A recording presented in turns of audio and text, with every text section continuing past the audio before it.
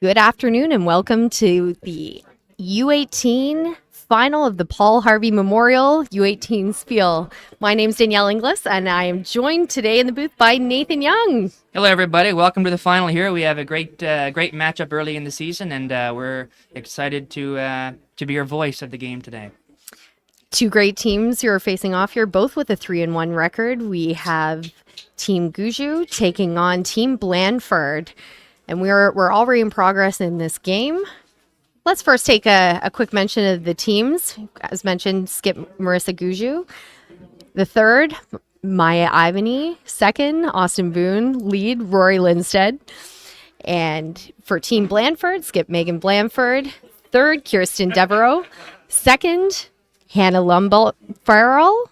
And lead, Katarina Smith. And just Team Blandford is throwing the blue stones, and Team Gushue is throwing the yellow stones. As you look at the screen, you have the traditional setup for a team with hammer. It does appear Gushue has the hammer in the first end. They have the corner guard set up here, and another guard just thrown. So it's going to be interesting who can get around the guards first here in the first end. Messy first end than maybe we're used to seeing. Yeah, I love that they've kicked it off this way too, Nathan. Makes it a lot more interesting for the viewers at home, right? For sure, yeah. It's like the new, I don't know if we have the new Grand Slam rule where you only are allowed one blank. I doubt we have that rule in here, but it's what it's going to be like. But I'm glad you brought up the rules. So we should let everybody know these are 8 end games, and they do play an extra end. There's 135 minutes of running time.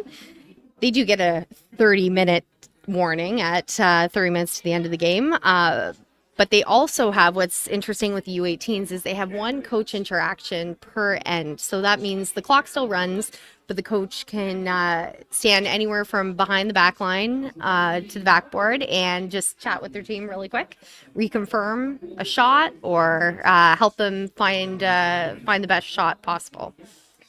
It's a great new rule that was brought in a number of years ago, the coaches interaction, because before, obviously, you had your teams that could call timeouts themselves from the ice, but otherwise interaction with the coach was limited. And it's very different than other sports. If you think about hockey or football, the coach is yelling out and calling plays from the bench, which curling does not have. So the coach's interaction provides a little bit of help, which is very useful, especially at the junior level. I know my team, we always we got a lot of use out of the coaches' interaction, and it saved us from a lot of trouble.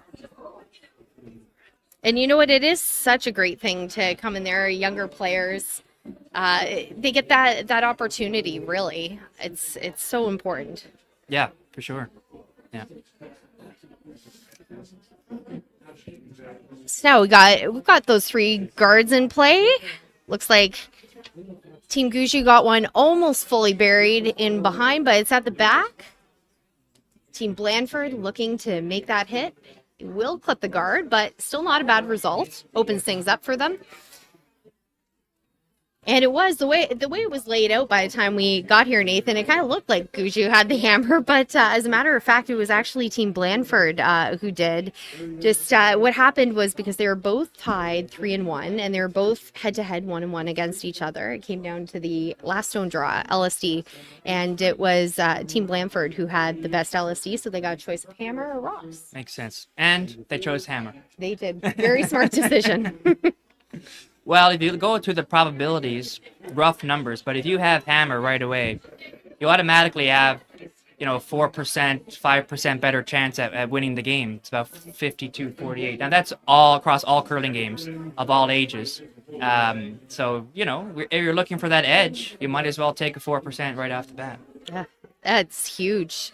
There's more in curling these days, more emphasis on that LSD for that very reason. Especially if you're playing a lot of games.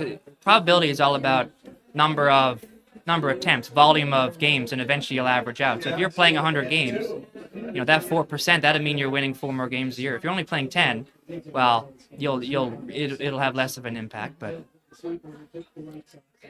one of the more important parts in any curling game, but especially here, is you're not going to make every single shot, but it's how much can you get out of what you make. So we saw here Team Gushue, they're going for a top 12, ended up mostly guarding this rock in the back 8 here, and well, we can see just still a good shot here by Team Blandford rolling out, but it was pretty well guarded. So a lot of, we call it the goodness. Yeah.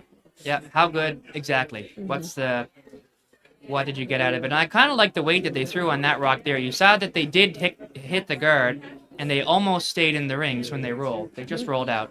If they had played more weight, it didn't stand a chance. But playing that down weight sometimes can give you more options. If you just overcurl a little bit and tick the guard, you might stay in the house. So again, being asked to put this rock back in top 8 range.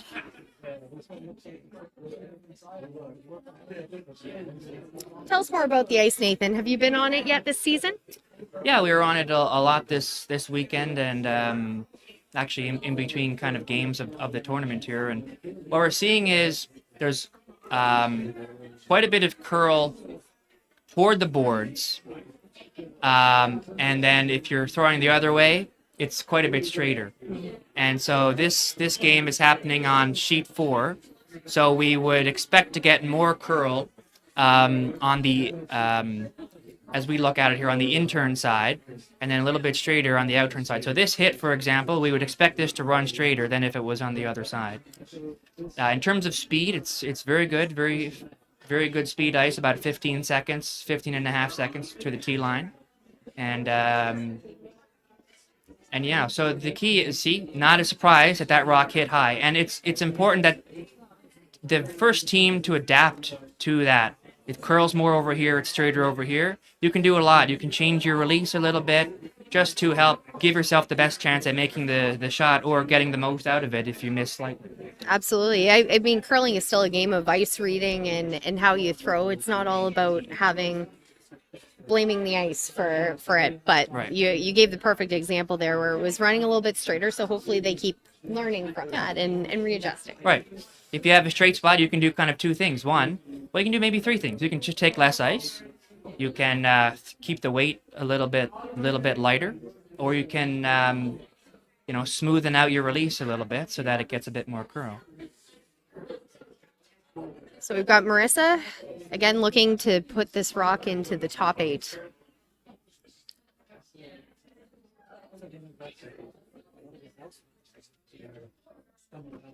If they can get this rock, top 8, it probably forces Team Blandford to make a play on it, maybe try to roll behind the corner guards. But if they do throw a guard like this, I think we'll see Team Blandford draw around that now to the top 4.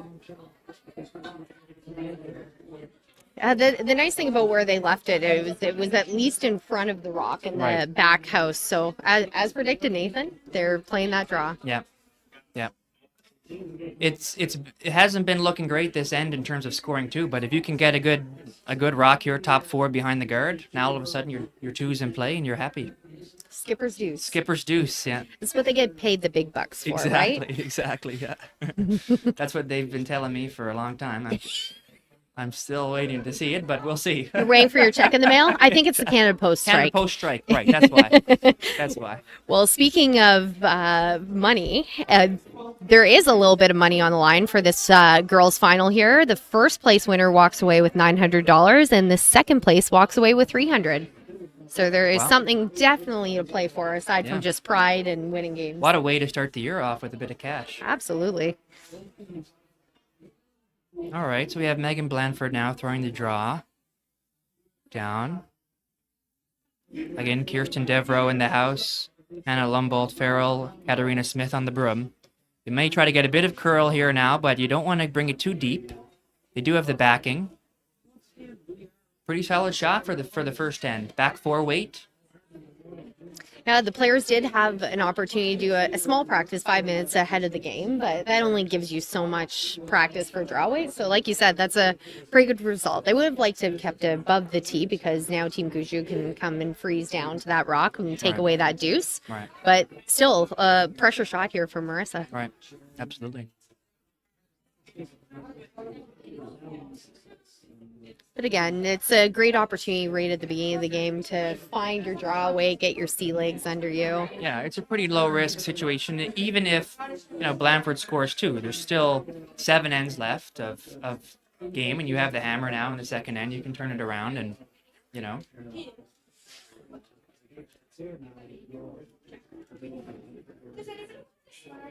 There's two trains of thought early in the game. Do you play it open and get comfortable, or do you actually take some risk knowing that if things don't go right, you have a lot of game left? And at least our team has probably taken the latter approach. Like, we'll probably play it a little bit busy up front. Maybe you get ahead, and that's great. Maybe you get a bit behind, but you still have lots of game. And we take the opposite approach. We just get there used you to the ice. So it's true. There are two ways to go Yeah. about it. How fast can you get used to it? Yeah. You can even see here, that was fabulous draw weight from Marissa, but just a little bit too much ice there. And so it's a wide open rock for Megan. However, they do still need to be a bit cautious about the potential jam there at the back. Certainly the jam, and also, you can roll 3 or 4 feet, but that's it. If you get outside of the 8 foot here, it's you're not getting your 2. Well, we'll see what kind of weight they throw at this too. Nathan, you pointed out what nice weight they've been throwing on those other hits there. So bringing that kind of boardish weight, control weight to this shot, it would be perfect. Allow you to bring your sweepers into play. Right.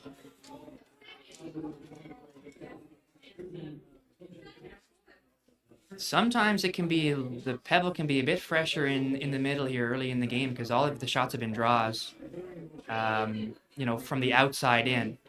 You may get a bit of curl here. This is the curly path. And they are sweeping it. Oh, watch the redirect. Oh, All right. So close, but is Team Blandford picking up a single here in end 1, and we will be back here in just a few moments. That's a great start for you.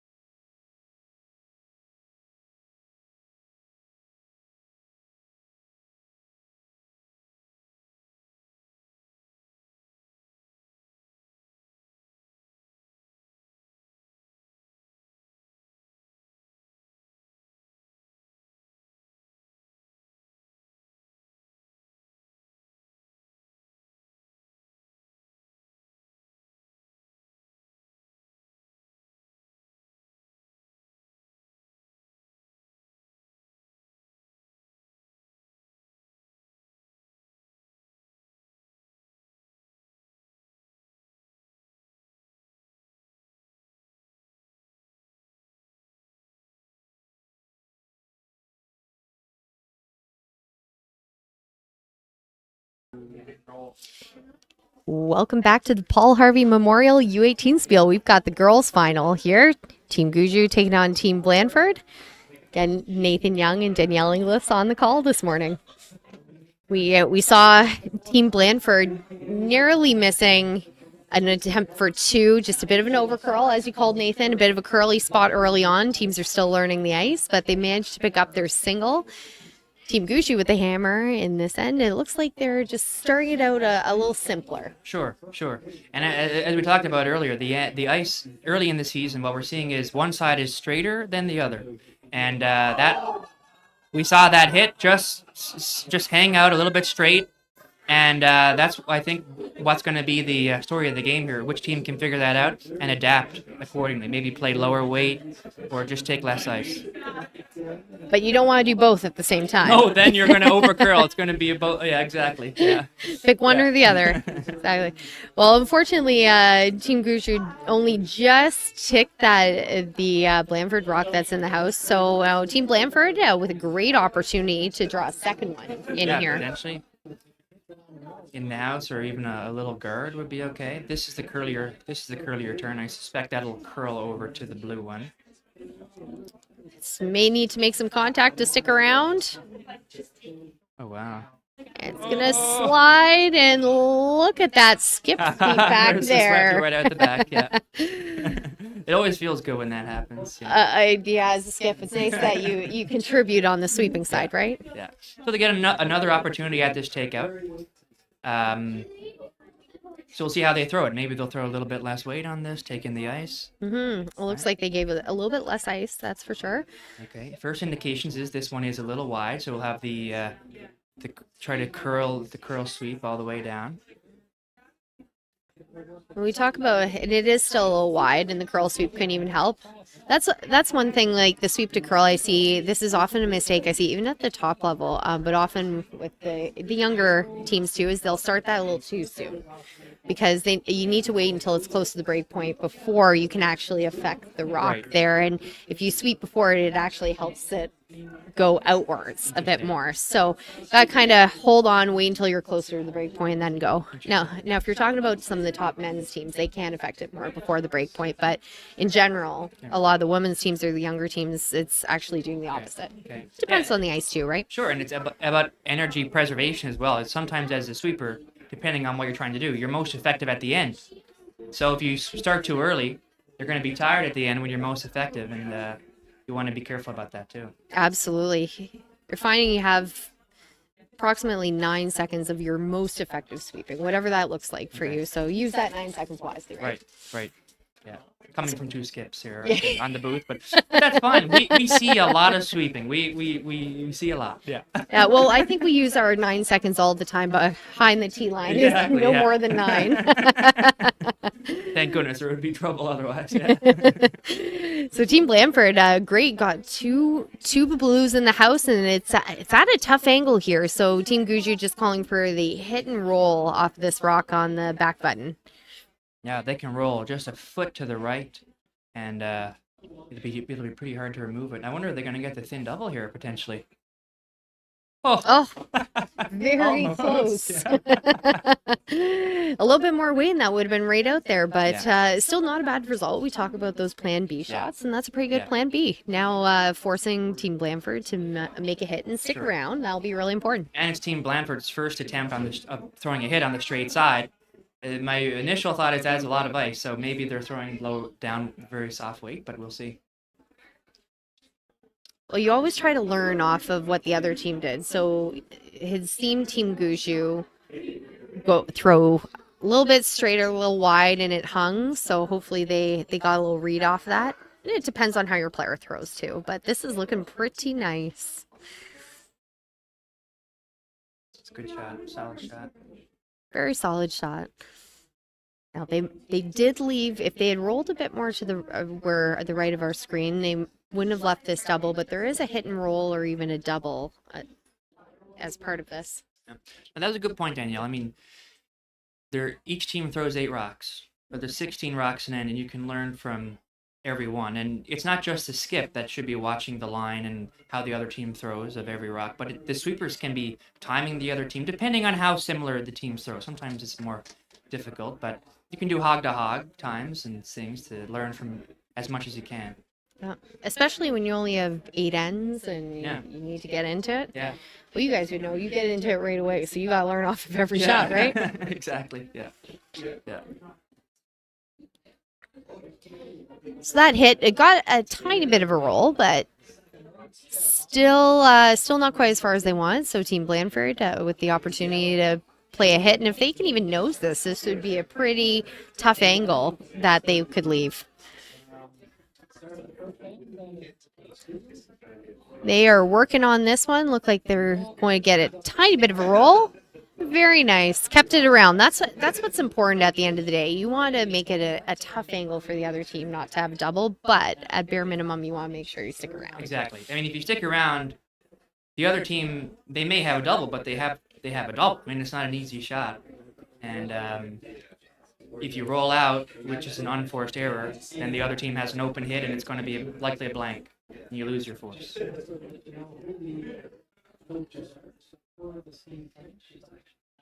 this one really curled early on them, and especially coming off that center line, sometimes it's a bit funky. Once you cross the center line, you get a huge curl, something like that.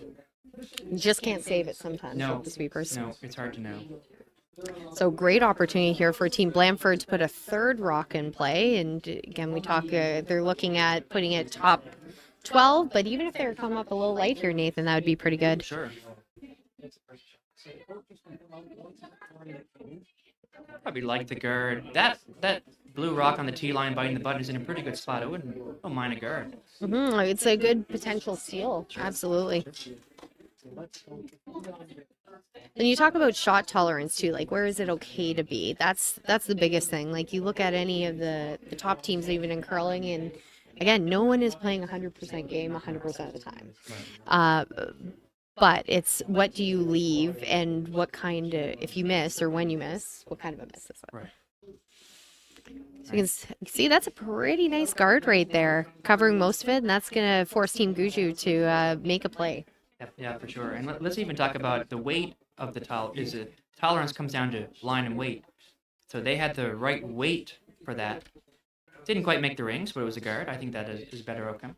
But two, look at that. Look at what side. They didn't guard the rock perfectly. They actually guarded a little bit of the center line side of the rock more, which eliminates the double. Eliminates really access to that stone. If you guarded the other side of the rock, they'd have some kind of double, or they'd be able to get it off the button.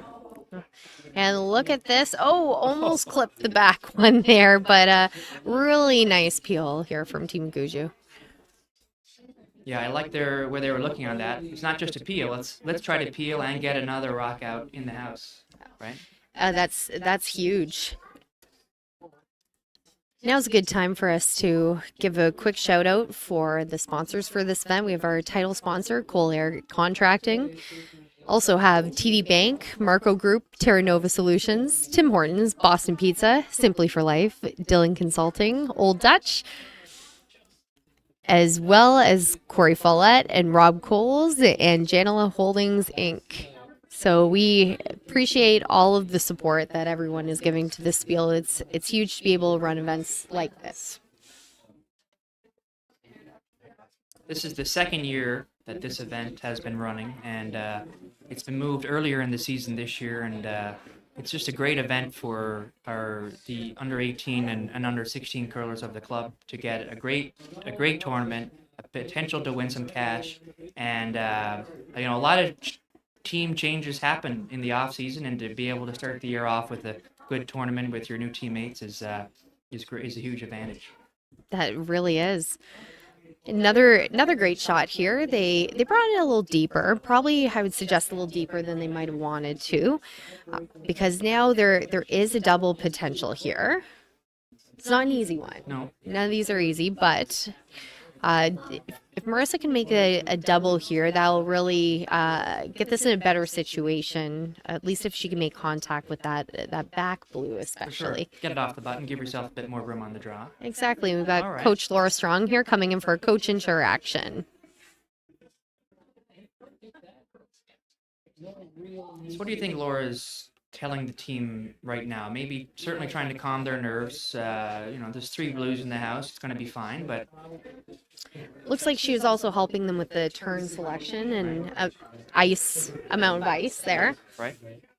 And they are choosing the turn that curls more. We saw them early in the end here playing the other turn, and a little wide. They had a few that go by. Now they're changing up the turns. Hopefully, even if they don't make the double, they'll stick a rock in the house, which may give them opportunity on the last. And that's huge. Again, getting something out of this shot. This is the more predictable side, even though it curls a little bit more. Big weight coming here from Skipper. Okay. Sweeper's Looks picking pretty this up. close here.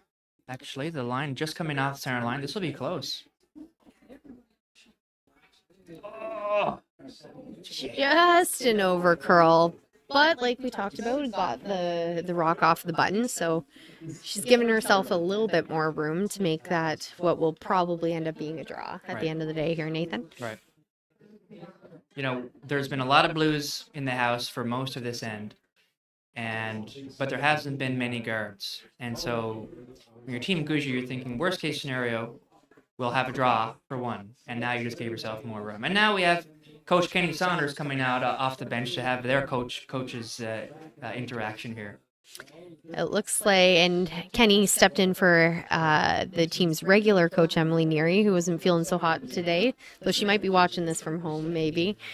But it looks like he's changed their call, which was a really good call because that Yellow Rock isn't really a threat to Team Blandford right now. It looks like he called either the guard, which is smart. Good way to force here. Even if they were coming in as deep as top 12, it's still a really, really good shot. Marissa will probably be looking at that out-turn draw. Sure. I kind of like coming in top 8. We see that word outstanding in the top 8. Maybe putting it on like the N and the N or the D potentially to kind of make that out-turn draw difficult, and then That'd be perfect. Take away the hit at the same time. yeah. The sweepers are backing right off this one. The good thing is, it is the curly side, and it is staying a little wide. It might be a bit slower out there, but Now, what they do need to be careful of is where they leave this rock if it's coming in heavy. Might want to go a bit further back. yeah. Okay, and you know what? It didn't really leave much backing. Looks like they might be having a look at that.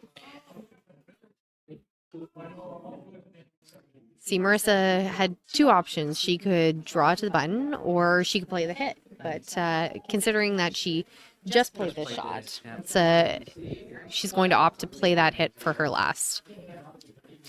Now, when you start on the other side of the line, Nathan, here, does it run a little bit straighter, or does it start curling right away? I don't know. I don't know. It'd be one of those things that you have to see for yourself. It's different on every single game, you know. So I think with this shot, though, the key is you need curl. So keep the weight controllable. Don't overthrow it, and let your sweepers hold it straight if you need to. And if you hang out a little bit with low weight, you might stay in the 4-foot for your one. Sweepers picking this one up. They're going, they need to keep this on the nose for the point. And it looks like they made it. I think they have Excellent it. sweep. So that was Team Gushue picking up a single. So we were tied up 1-1 after 2 ends of play, and we will be right back.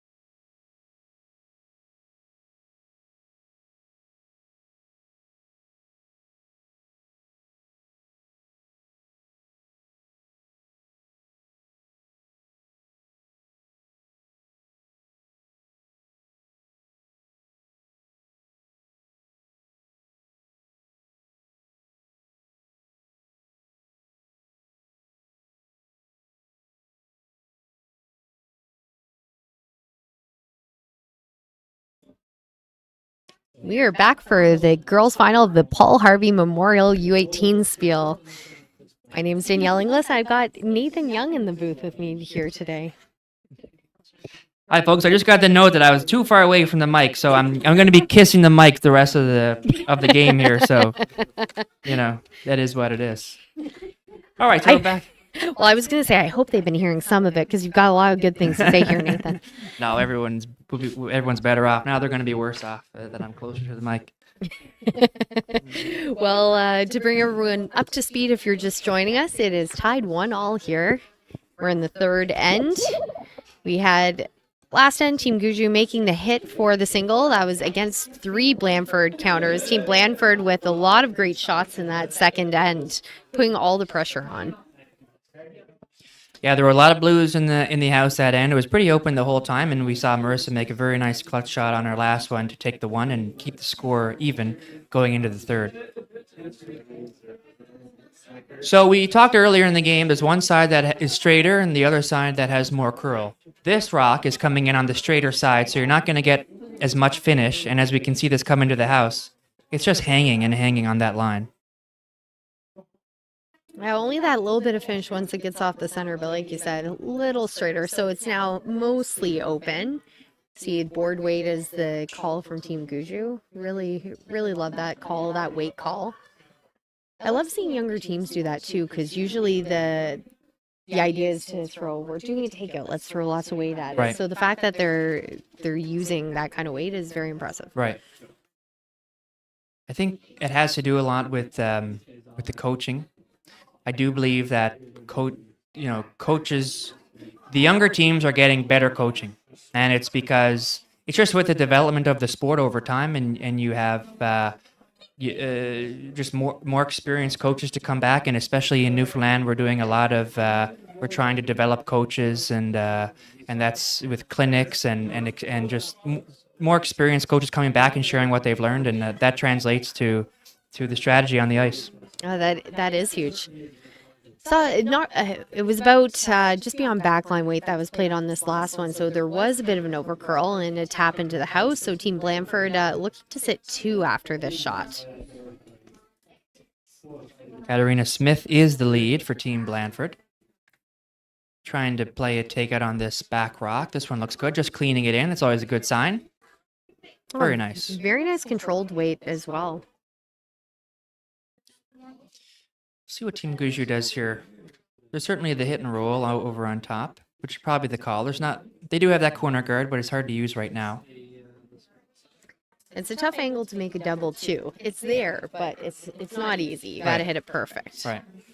And if you don't make it perfectly, then you're looking at blue will have an opportunity to split the house and set up their deuce.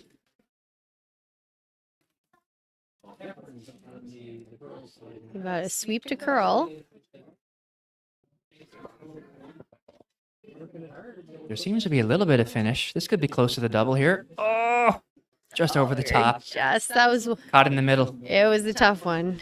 I think they were committing, thinking that it would curl a little bit more, but as you point out, Nathan, if straighter side there, if that had been the curlier side, they might have gone that finish they needed. So now you can see Team Blandford with a great opportunity to sink one in behind this corner guard.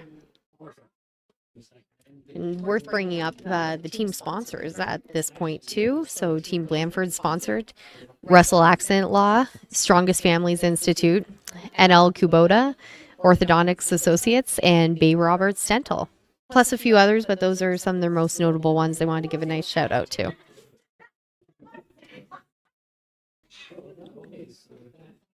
This rock again, they're getting stuck on the other side of center, not quite finding the curl, and this will go straight through the house. So unfortunate missed opportunity here, but Sure. You're still getting used to the ice as well. And although it's not Team Blandford Stone, there is that yellow rock that's acting as a potential corner guard. If this one, and then this is when you have to capitalize on the opportunity. Team Gushue now that they can hit this and they can eliminate potentially the 2. If this rolls out, you give it right back to Team Blandford. So big rock to stick around. For sure. All right, curl sweeper. This one looking pretty good. A little roll into the center would be nice. Yeah, what a beautiful Great shot. So you had 2 choices here. You could ignore that rock in the back, and you could come around the corner, or you could elect to hit. They're both different. What the hit says, okay, we're okay with blanking. Yeah. Could also be that they're not too sure about their draw speed or their draw path curling up around that corner, so they'd rather just keep it simple. Yeah. I mean, and that corner guard isn't in the ideal situation. You know, it's also coming off the straight side. So don't mind this. if you blank this and take hammer into the fourth end, it's a good end to have hammer in the fourth end. If you score, you go into the break, you're up in points, you can debrief with your coach at that time and really plan well how you're going to play the last four ends. And that's a rollout there, unfortunate rollout, but still, they've got, as you pointed out, still not a bad setup for them. Team Gushue calling the draw to the top 12.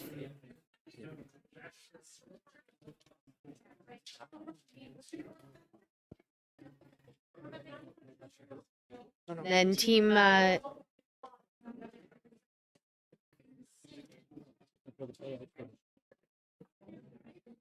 Gushue, nice chance to shout out their sponsors. They are Labrador Shrimp Company, Blue Water Shipping, ESL Marine, Sobeys, and EMI Skip. M Skip, sorry.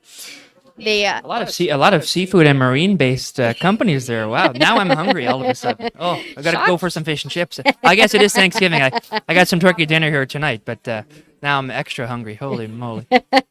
it is always great when you get an opportunity to hear about these sponsors and then patronize them. Oh, I'm not saying the words right today. I need an extra coffee.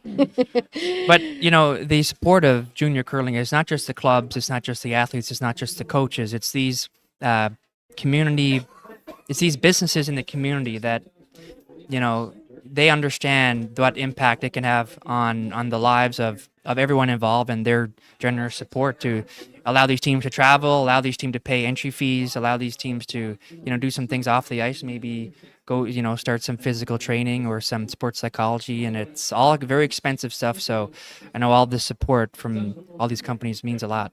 Yeah, absolutely. And even them showing in the community that they support the young people. Right. I know personally, if I see that a company or an organization is supporting a team, I'll go my way to try to go and give them business whenever possible. Right. So we saw Team Gushue with that centerline guard, and an attempt by Team Blandford to come around came up short. So now Team Gushue looking to come around, but it's hanging out wide. I almost could have called the sweep there and got him off Almost. that one, but I think they were just hoping it would stop, and it does. It did. Just half in the back 12 Now, this is an interesting situation if you're Blandford with the hammer. Do you hit that back one a nibbler way in the back of the house, or do you take advantage of those guards? Well, there are two schools of thought. What I would say, Nathan, is that if they're playing the shot, they have to make sure they stick around, because probably will tempt Team Gushue without the hammer to go hit it, so that's very important. But if they did come around, they could have a chance for multiple score here. Sure.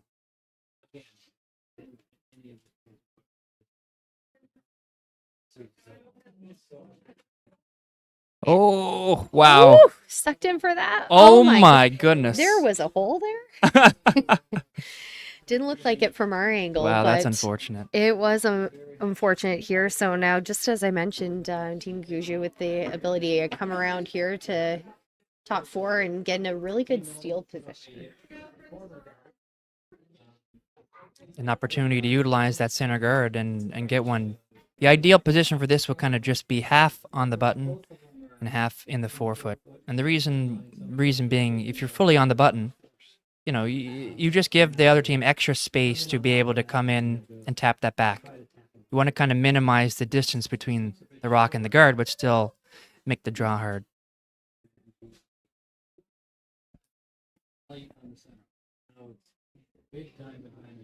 And here we go. Great Sweeper's opportunity. hitting it pretty early here, but they're looking up and down.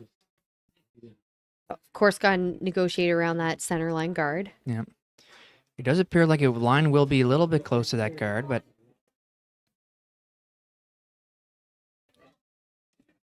here it comes. Now, once they're by the guard, you wouldn't be surprised to see the curl sweeper take it in the rest of the way. They just have to go for some weight. It's a great sweep. Very good sweep. And still, we talked about top of the button would be perfect, but really anywhere above is still a great shot. Yep.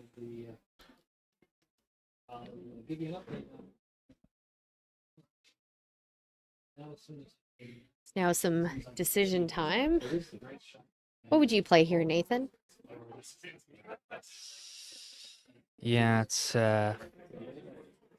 if there was more curl, I wouldn't mind drawing around that yellow rock. Even if you come deep into the house. Okay, the other team may be able to freeze on top, but then you're just looking at a steal of one. It's not the end of the world. You still have hammer in the fourth. Even if you hit this yellow rock and roll to the side, I feel that Team Gushue is just going to go play that same draw, and you're going to be forced. So I kind of like drawing around. Yeah, and I agree, and you know that you might have to play that draw on your next your rock, last. so it might be Sure. a great opportunity to try that Sure. to begin with. Yeah. Even though, because this isn't an easy hit here. I think they can only see about half of that yellow rock. Right. So you got to be pretty precise with it. Let's see what he decides. Nope, he's gonna throw it hard. A lot of it has to do with comfort, and that's why it's important to get to be comfortable with draw weight as early as possible, because it does allow you to play different shots.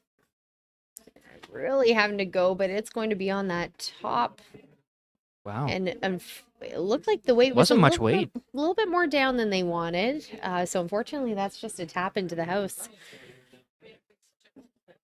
Yeah, not wasting any time here. Top of the button. Very similar ice, just a touch more weight off the throw. Now, what's interesting here, and well, before I even mention that, we've got Coach Laura coming out to talk, and what she's mentioning here is what I was just about to say, which is the rock in the back 8 foot is now been pushed mostly open. So what she's going to suggest is look at potentially coming the other way and blocking off that backing for the draw, because otherwise they have to make on the in-turn, they have to make it so that it's almost full in the 4 foot. And we saw how it curled, but not a ton, so Right. giving a couple other options, and it looks like they are still playing the same side, which is great as Yeah. well. But it was a cause for thought, and Sure. what could you do? So they now need to make sure that this one is full in the 4 foot. Otherwise, Team Blandford could potentially use their Have some yellow. backing. And yeah, exactly. It's a no-brainer to come in on the left. Well, they just played this turn, and this is the curly turn. So I think that definitely makes sense. If you knew the other side better and there was more curl there, you'd be able to do multiple things, and you'd have backing yourself. Yes, exactly. But again, it comes down to the skip as well and what they're comfortable with playing. As you mentioned, Nathan, they just played this shot. Sweepers on and off, staying close. That's always a good sign. Looks like they're really, really close here. Oh, it's really curling now at the end. Will they get by the top?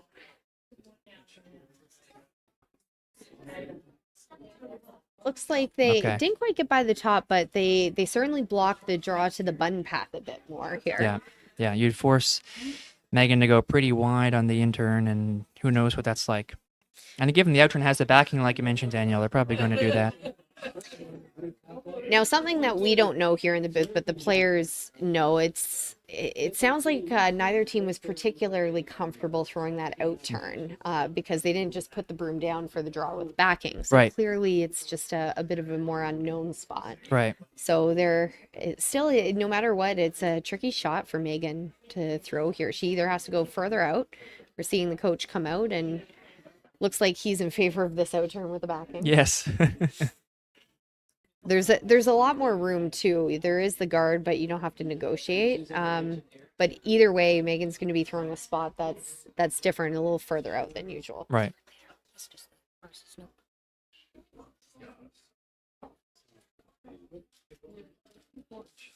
So they're talking about the merits now of the in-turn draw. Again, it really is. It comes down to here the comfort level of the skip. What do they see in their mind? Both shots are available and both are difficult. 100%. And both are makeable.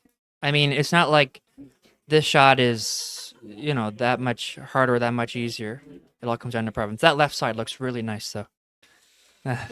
It does. It might be my preference. I'm also a skip who doesn't mind guessing at the ice when needed. It looks like it'll be a guess, but every player has their preference too. They might like their in turn more than their out turn, and that plays into it too. But here, big pressure shot from Megan Blandford throwing against 4 Team Gushue rocks. Sweepers are staying close to it. It is a little bit of a wider path, so it may start to slow down. Now, actually, there have been a few stones out this wide. This member almost ticked that side guard. They can get some curl here at the end. It looks really close. Oh, wow. Well, What it a just great hit the brakes try. there in the top 12, so they're gonna have a look. But from our angle, it looks like a steal of one for Team Gushue here in N3. We're going to take a break, and we'll be back in the fourth.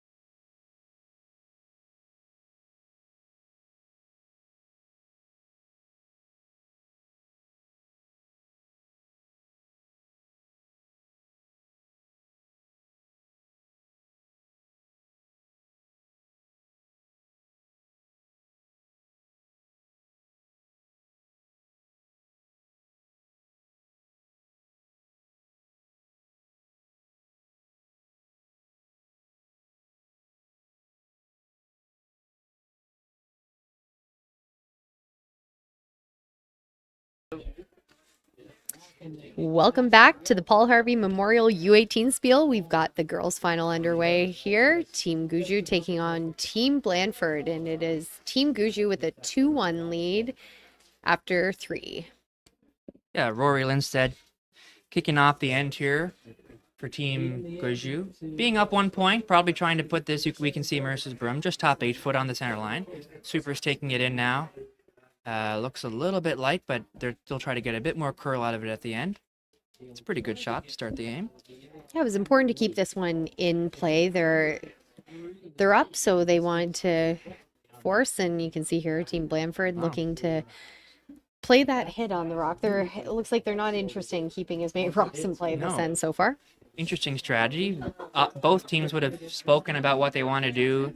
There is a kind of a strategic play, what people refer to it as the delayed corner, where you would hit the other team's rock right away, hope to get it off the center line, and then put a corner guard up on the next shot. Maybe they'll do something like that. We'll see. Potentially. I mean, being down 1 point in the fourth, I think you would, normally you want to try to score this end. This is such a straight spot, though. Wow.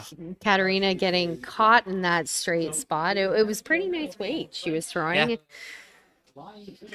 Again, sometimes when you see that happen a few times, you usually want to adjust the broom and bring the sweepers into play. I know as a skip, especially when I'm brooming myself, I'll come in and my first instinct is to tell the sweepers, just hold on for a second before you sweep. I'm like, no, I need to bring the broom in because you never want to take your sweepers out of it.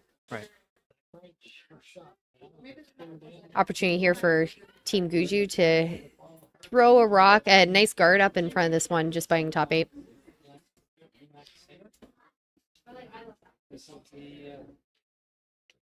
I mean, Team Gushue, they've got a lot of experience, both teams with a lot of experience, but Team Gushue just being going to the U18 championship, all 4 of these players.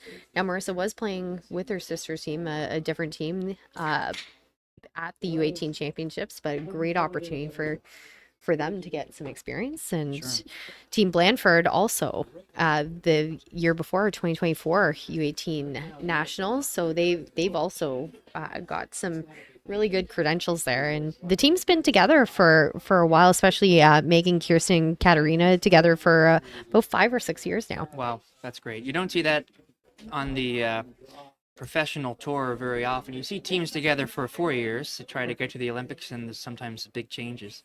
But one of the advantages I think Newfoundland tends to have is the teams stay together for a long time, and they can really build and develop with each other year after year, and which can be a big advantage. When the other teams from around the country, there's a lot of changes. There's something to be said for taking that opportunity Yeah. to build and develop, Yeah, yeah. for sure. Yeah, we talk about the opportunities, at the under 16 level. There's even under 15 events now that Curling Canada is having. Obviously, the under 18s, which has been around a long time. The under 20s. Now we're having an under 25 level to kind of bridge the gap from juniors to really professional curling. And we do have an exciting event coming up for Marissa. Danielle, you want to talk about that just quickly? Yeah, she got asked by Team Hellman from the USA to play in the U15 Junior Grand Slam Tour Challenge. So she's heading off next week to that. So that's a very neat opportunity. And Nice Nathan, job. you talk about those opportunities. The more you have to play in Spiels or at a national championship or against strong teams, the better you become.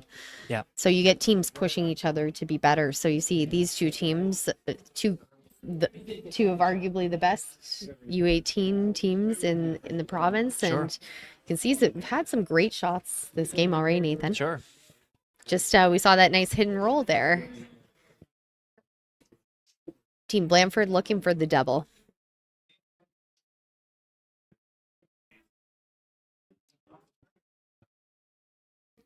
At that straight side, trying to curl. It's like it'll make contact. That least one just missing the back one. Wow, that was a great try. It was very close. That's pretty much almost where you had to hit it. And that straight side here, the straight side. It's we had identified this as one of the keys to the game very early on, and we come back to it time after time. So try to put a guard on this. That yellow rock is in an okay situation. It's a little high in the ring, so if you're Blandford, you're not really too worried about it. You can easily draw. You don't even need to draw the 4-foot. You can draw the 8-foot. So there may be a strategy shift at some point, depending on how good the guard is made here from Team Gushue.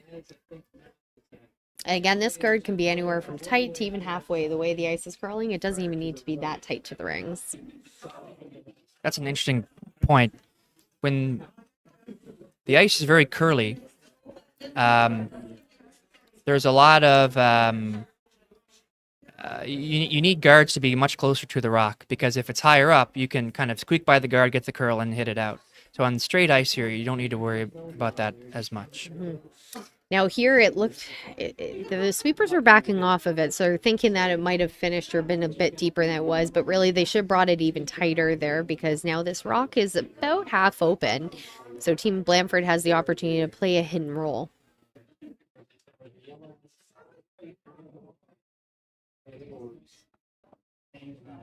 Anna Lumbald Farrell's final stone here in the fourth, coming in with the little hit and roll. Will they get by the guard? Oh, just so close. But again, very nice weight that they're playing. I am so impressed with the weight selection for both teams. Yeah, and tolerance. When you can only see half a rock in that situation, if you're going to miss, you can be a half rock wide and flash, or you could be a half rock tight and peel the guard. And they peeled the guard, which was the right way to go. Absolutely. Great way to miss. And it looks like Marissa's also learning the ice bit. It looks like she tightened the broom a hair for this shot, because again, you talk about what side you can guard it on. It's okay to be closer to the center line side. Sweeper staying close to this, just above the hog line. Line looks pretty good. Might be coming in a little deep. Needs to find some breaks. And it will. They had a beautiful line on that one. Unfortunately, too deep. So they've set up what is not a gimme, but a pretty odd on that, yeah, natural, for pretty sure. natural double. And you can think, if you want to play the psychological part of the game, you can think about this as a double, or you can think about this as a nose hit on the top rock. Might make it a bit more simple. That's a really good point, Nathan. Because really, at the end of the day, you just need to hit the top right rock in the right spot. Yeah.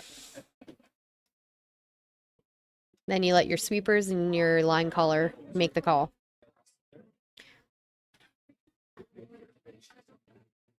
Got the sweep on it early. It looks pretty good right now. Oh, watch that back yellow. I might want to sweep it. Oh, Great shot. Great shot. Never a doubt. Only a doubt from the booth. never a doubt. And that'll clear out all the rocks from play. So That's a great wide shot. open end. This is vastly different than how we started off the first end here, Nathan. Yeah. Just No- try to put this one top 4.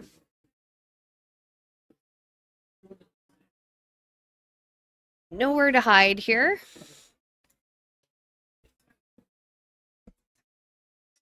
There's something to be said, though, sometimes for a simple, straightforward end, especially if you had a couple misses, you're unsure of the ice. Right. So Right. nothing wrong with a simple end. No. There becomes a time, it's okay sometimes to take risk early in the end, knowing that if it doesn't work out, you have a lot of rocks left to bail and get yourself out of trouble. When you get this late in the end, you don't have that luxury, so you often see teams just say, okay, this is going to be a blank, and we'll just play it out. Because even here, if they were to put a guard up at this point, just a little further than halfway through the end there, it depends on your strategy. If you really wanted to force them here, then that would be a good thing. But if you're hoping to force them, say, in an odd end, you Right. want to make sure you're keeping the rocks in the house. Right. So third on Team Blandford, Kirsten Devereaux. Playing the takeout on the straight side. Will it get her up? Oh, wow. So close. Not too sure what the weight call was, but it was more weight than we've seen down that spot. Yeah, maybe that was all it was. Just a little bit overthrown, and you don't get there's not a lot of forgiveness there for sure. Well, and that's a good point there too. Not a lot of forgiveness. Yeah. It may look like a simple, straightforward shot, Yeah. but sometimes it's more difficult than it appears. Yeah. And just based on the ice, the thrower can throw very close to the broom with pretty close weight and still miss. And it looks like it's a terrible miss, but it's not. It's just sometimes it just has to do with the ice. Yep. And sometimes that's where it goes back to what I was saying earlier: is bring the broom in and introduce your sweepers to it. Yeah. Say the worst thing as a sweeper is to just be standing there praying that the rock is going to curl. Yeah. So if you can tighten the broom, you may over curl, but at least if you've got the sweepers in it, you can do something about Right. it. So the guard call here. This line looks like it may over curl a smidge, although it's sitting nicely. Got that top 12 way in their back pocket Yeah. here, and we mentioned over curl the hair, but not bad the way it sort of freeze No. tap. It's a tough double right It's not a now. nose anymore. You need to hit this one on the right side. And as you we're won't be able to looking. stick around either. It's gone. Yeah, you're right. And then you may see Team Gushue put a rock. Actually, was that their last? No, they still have one more. You may see them try to put one way out on the rings somewhere. Way out on the 12-foot on the tee line. Team Blandford with the hammer here.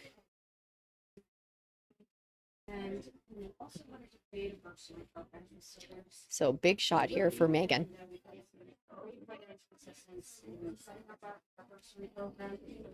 Pick up that sweep early. All right, it's pretty close to nose. How far will it go? Okay, very close again. Very, very close. Just it was a tough shot. You had to throw That's a lot hard. of weight in Yeah. order to get it to go, because you can see hit it close to where they wanted to, but it still leaves that Team Gushue rock as a shot. Yeah. Now it did stay in the house, which means that Team Gushue has to make contact with the stone. If they hit it and roll out, you can still get the blank. Well, it really is a big shot here for Marissa because, like you mentioned, if she can put on so much pressure if she keeps this rock in the house, Yeah. because then it'll be a force as opposed to a potential blank. Right. Do you think nose hit stays in the house here? It's a really good question. If we could just get the overhead look, Yeah. TSN, calling TSN. She might be able to with the nose, but to make sure that she does get right in. Sorry. She'll get that hit it's and a great roll shot. in. Roll right over, but honestly, not a bad spot there. It's actually really tough because the shooter is just a hair ahead of that other yellow rocket. It is tough. You've got to make sure to essentially hit that yellow here we rock go. a bit more on the center line side. And looks like coach is going to come out and advise. There, we just TSN just responded, and we have a new view here. You can see that's a great view, TSN Nathan, that you got going on here. And you can see how that roll was a really nice one. Tricky here. Team Blandford definitely needs to make sure they nose, if not, roll in a hair on the center line side to get that single point. And if you throw it hard enough, there is a potential for a blank, but it depends on what the team is trying to achieve right now. Right. I think right now you don't want to take the risk. It's such a difficult double. You just want to get your one.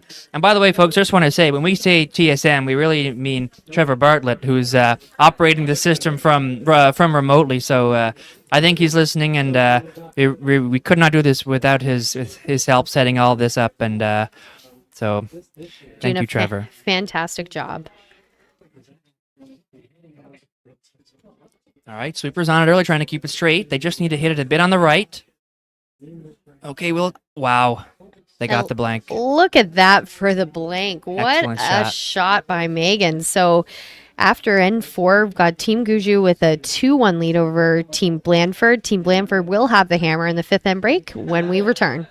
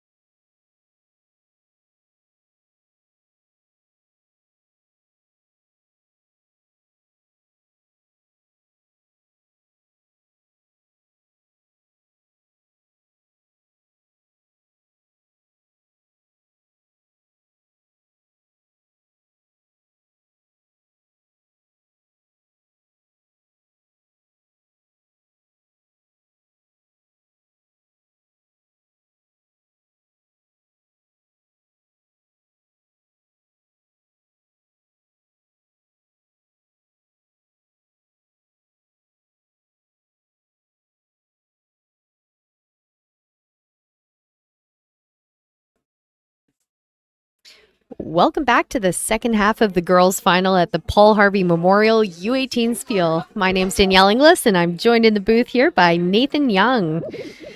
So, folks, we got a very close game here after 4. Obviously, the score is 2-1 for Team Gushue. Blandford with the hammer here in 5. And as I'm saying this, I'm realizing that we need to update our scores here. So just one moment. It's been quite the game here, back and forth. And in end 4, we had Team Gushue lying 2, but a really nice shot by Megan Blandford to blank the end, double and blank. So it's been quite a lot of good shots here by both teams. That would be a rollout. Team Blandford. The strategy is defensive for both teams. It seems like Team Blandford wants to blank this end and score in the 6th. It's not a bad end to score in with the hammer, and you're trying to right now. Maybe now, probably you're starting to think about the 8th end, how you want that to look, right? And they're making the decision to blank this one. It's smart, especially in the back half of the game. If you can blank on the uneven ends and take your points on the even, you'll hopefully, with the goal of having last rock in your hand when it comes down to the all-important 8th end. Right.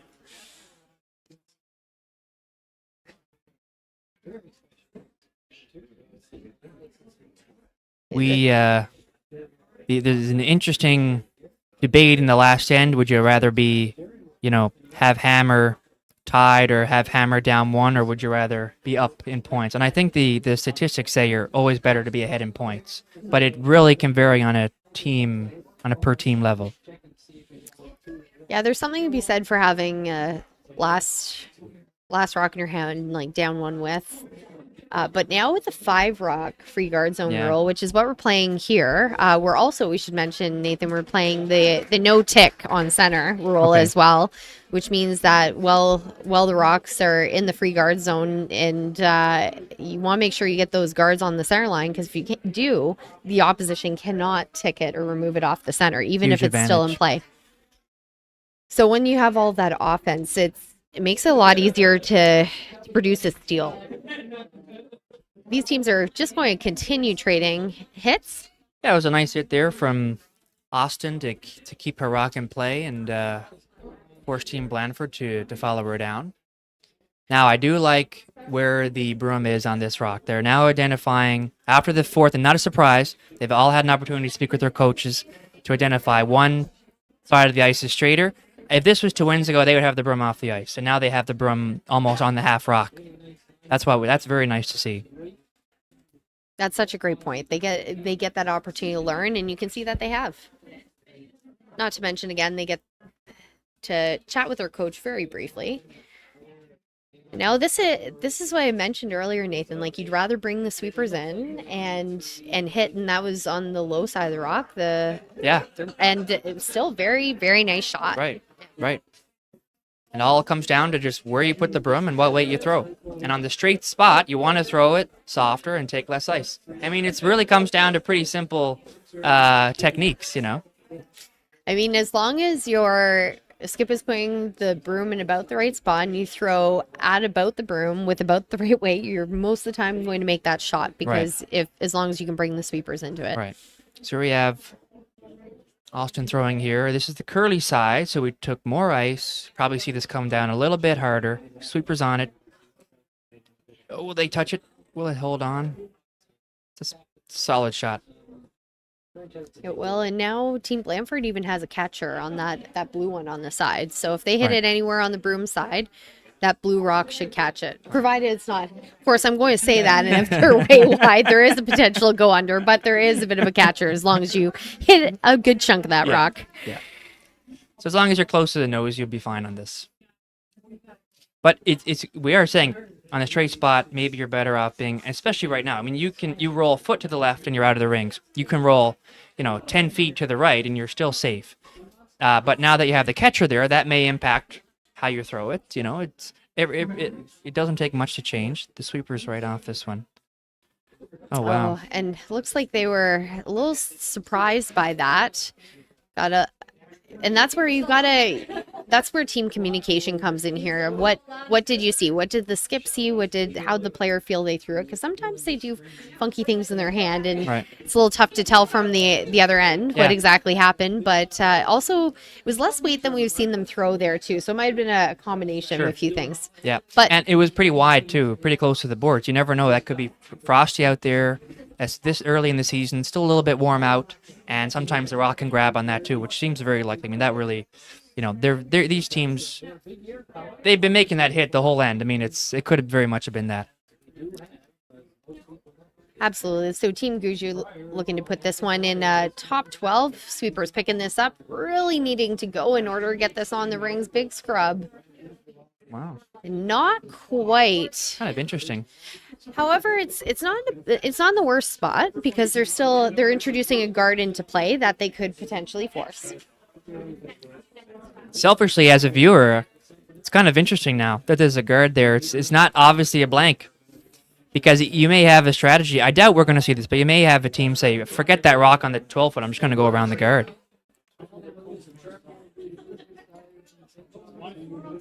See a lot more weight on this rock, but it's going to hit on the outside there. And Catcher? there's that catcher Oh! I'm talking about. Oh, also got to catch the one coming off the wall.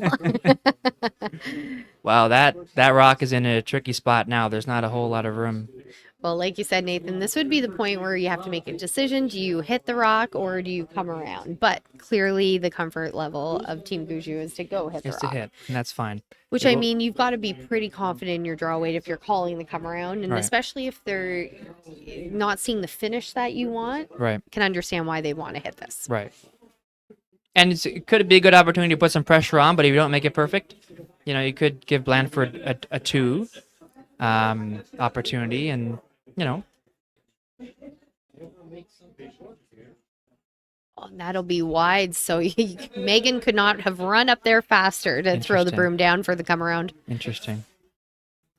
Now with this come around too, the ideal spot is more like a top 8, maybe biting top 4 at the deepest, because if you go any deeper than that and Team Gushue just freezes to it, they're really cutting down in the scoring area. Yeah, for sure. And your draw for your second point is you have to be that much more precise. So this is a curly turn. We should expect a little bit of finish on this one. Sweepers are really waiting for this. See, looks like it's got really nice line. Oh, last minute panic sweep, but lots of weight here, and it will slip behind T-line, unfortunately. Okay. Now, Team Gushue, if they can nestle one right up around there, or even just a couple inches higher, still a Yeah. really nice shot. Yeah. Just really wanted to be shot rock. Exactly. And that was the danger of coming around the center line guard. What we didn't talk about, Nathan, was that we also could have split the house, ignored that center line guard, and put one out over to the edge of the 12. Right. And it looks like coach is coming out for this one. The pressure shot certainly was to come around the guard. If you're above the T line, it's very great. Puts a lot of pressure on Team Gushue. The risk is this, and still Team Gushue has to follow you down and make a good freeze, right? But they have quite a room of tolerance. I mean, they can be right frozen to you. They can be in the top 12. They can be behind the guard. They can be on the center line. There's a lot of places they can be.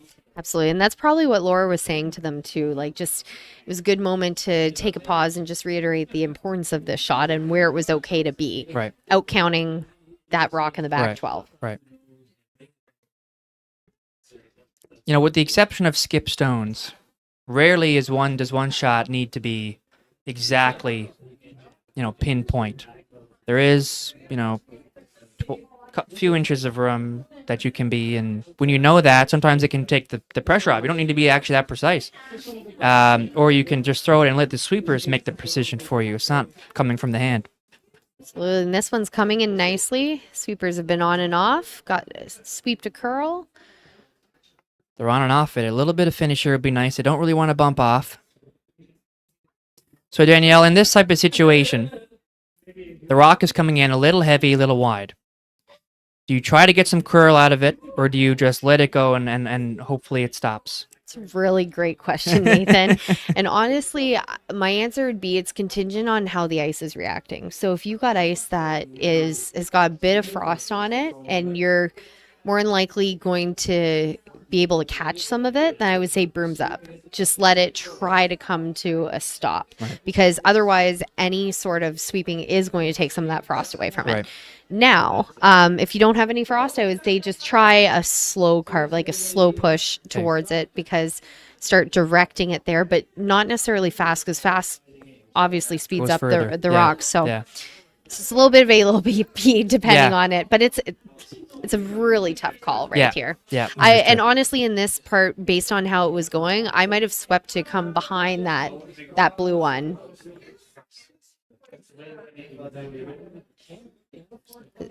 Oh, this Now- one just curling early. Oh, watch the jam on the side.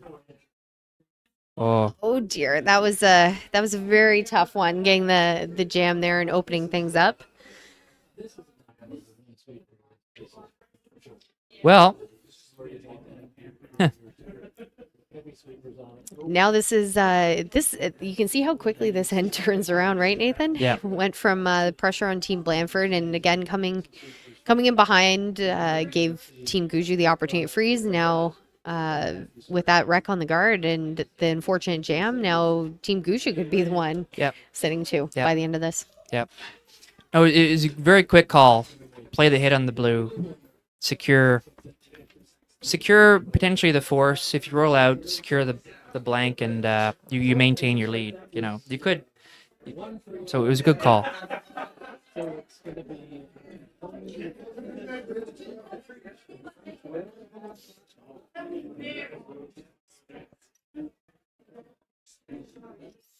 Super staying close to this now. Straight side should be good. Maybe a little roll away. That's a solid shot there from Marissa. It really is a beautiful shot, because now there are two ways you have to look at it. So she does have the double for the blank. Yep. Here, but you also have to make sure that you don't jam Right. either.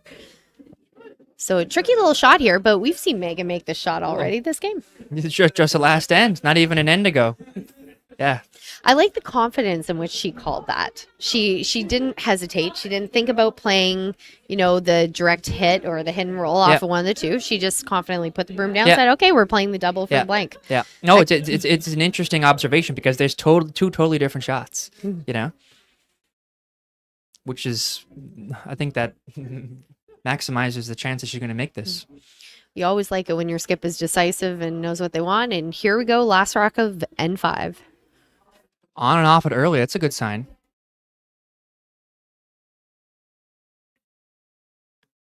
Oh. Oh.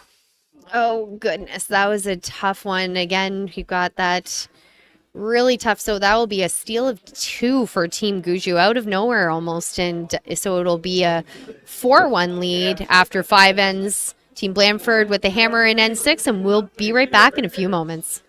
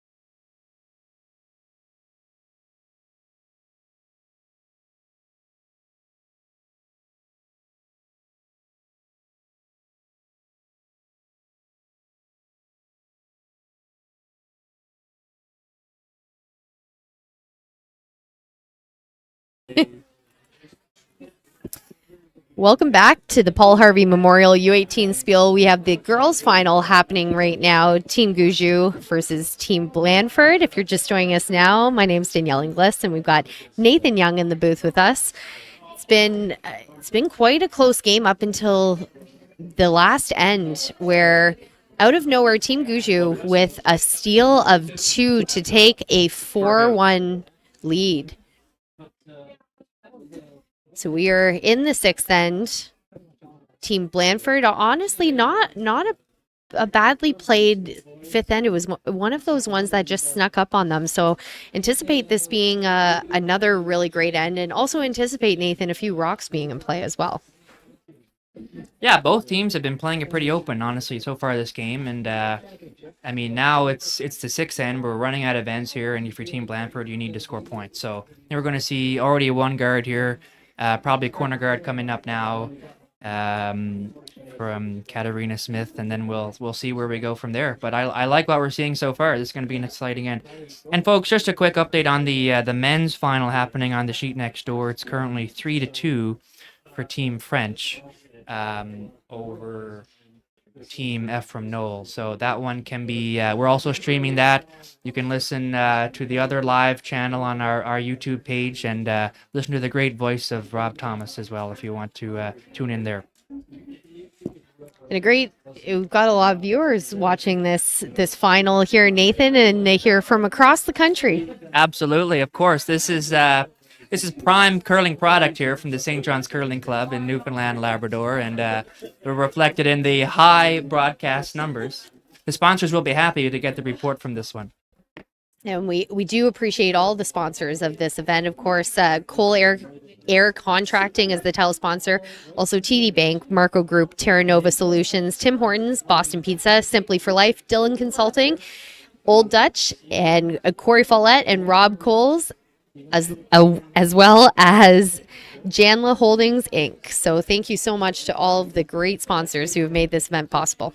I'll just talk quickly about Corey and Rob's contribution. They put together this beautiful quilt that has been on auction here. You can buy tickets on it throughout the event, and it's really quite something. So, for them to put that kind of time and into providing such a nice product for the fans here, it was very nice. It's incredible. It shows it's not just monetary support. It is all those special touches that really make it. Back into our 6th end, we got a few rocks in play as expected. Now, Team Blandford trying to utilize their corner guard. However, it is running straight. We'll make a stop in the back of the house, 4-shot stone. Yeah, it's not perfect. It's in the house. I think Rory would be... sorry, that wasn't Rory. That's Katarina who threw that, I believe. Sorry about that. So yeah, it's not in the ideal situation, but it's back there. If when Team Gushue makes this shot, they're going to have a rock in the back of the house that Team Blandford may be able to freeze to, or be some backing later on. So it's still early in the end. Yeah, they'd ideally like to hit and roll just a little closer to center on this one.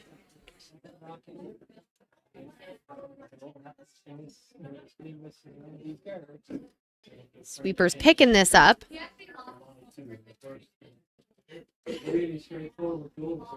Looking nice nose right there. Nice shot. So there are 2 schools of thought here. They've got the hit and roll call, so that's one option to get him behind the blue. You could also freeze down to it. But again, comes down to some preferences. Yeah, you could just draw around the corner guard too. The interesting thing about where that rock currently is, it's wide open. So if you have an opportunity to draw behind a guard, your rock is covered, and their rock will still be open for your next shot. If it takes some risk, but now you need to take risk. You're down 3. Well, that's a good point, and right here you can see just not enough curl there to get that hit and roll now. So Team Gushue can make life quite difficult for Team Blandford with a nicely placed stone here. Again, the call was top 8. They could even go as deep as top 4, just getting buried in Yeah. behind there. Yeah. They should get a bit of curl here. I want to make sure they bury enough so there's not an obvious hit and roll in behind Right. the corner guard. Austin Boone is the second for Team Gushue. This is the curly side, so we may see the weight come off it a little bit at the end as it gets some curl.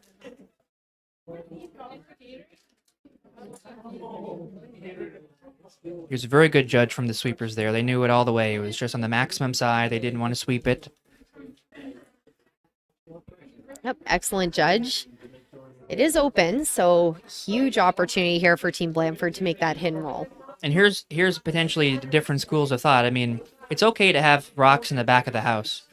I think they're playing takeout weight here, but there's an opportunity to come down with lighter weight and just bump that yellow one.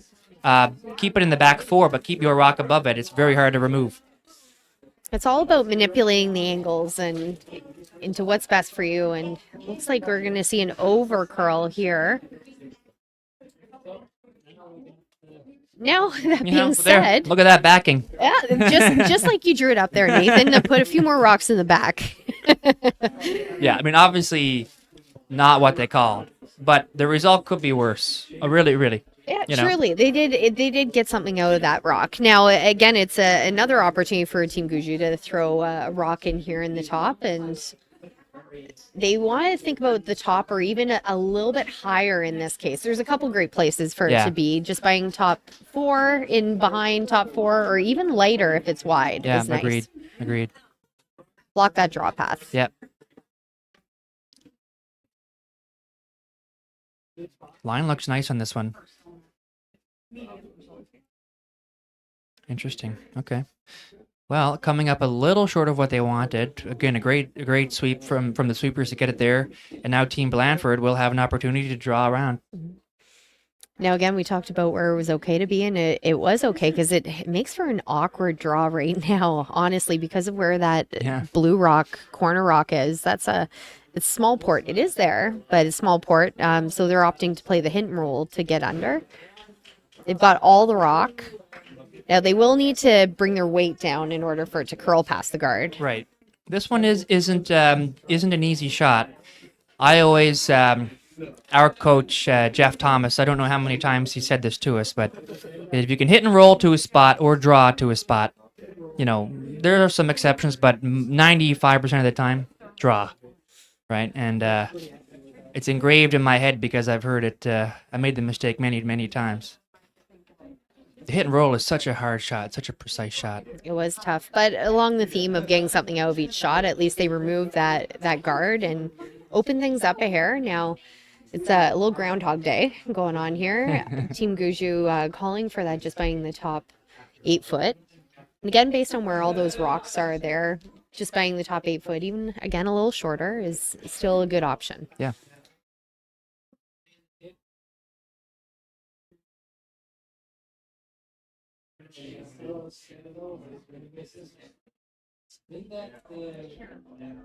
Got the sweepers on and off this.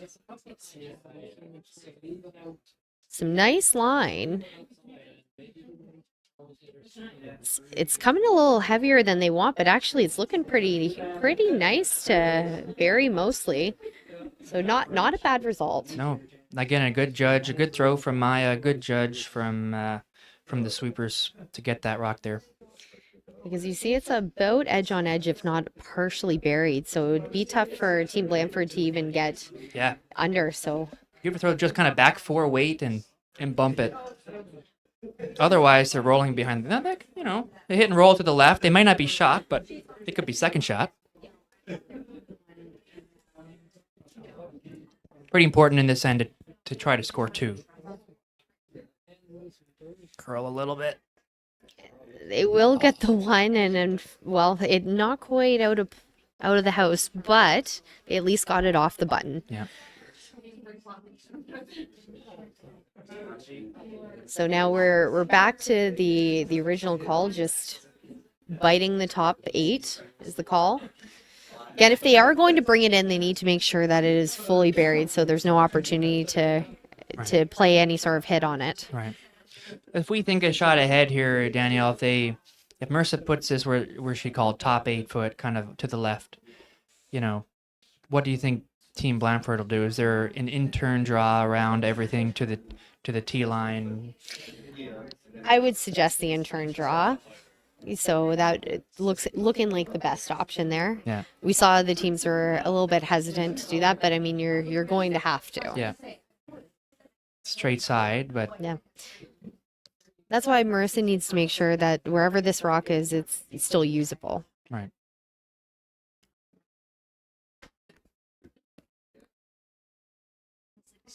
This one curling pretty good here. If it can get by the top one, it's going to be really close to the top one. Okay. Well, okay. They used that top one to bump off of, and we talked about making it usable. Now, you think that one rock ahead, I would play the draw because I know I need to go, like as a skip, you need to get your draw weight. You're probably going to have to draw. Now here, if they make the hit and they nose it, they're probably going to have to play a tap on their next or that in-turn draw. Exactly. If you hit the top one, the other team is still shot 3, maybe even 4. And, Daniel's right. You're going to have to play a tap to the tee line for 1.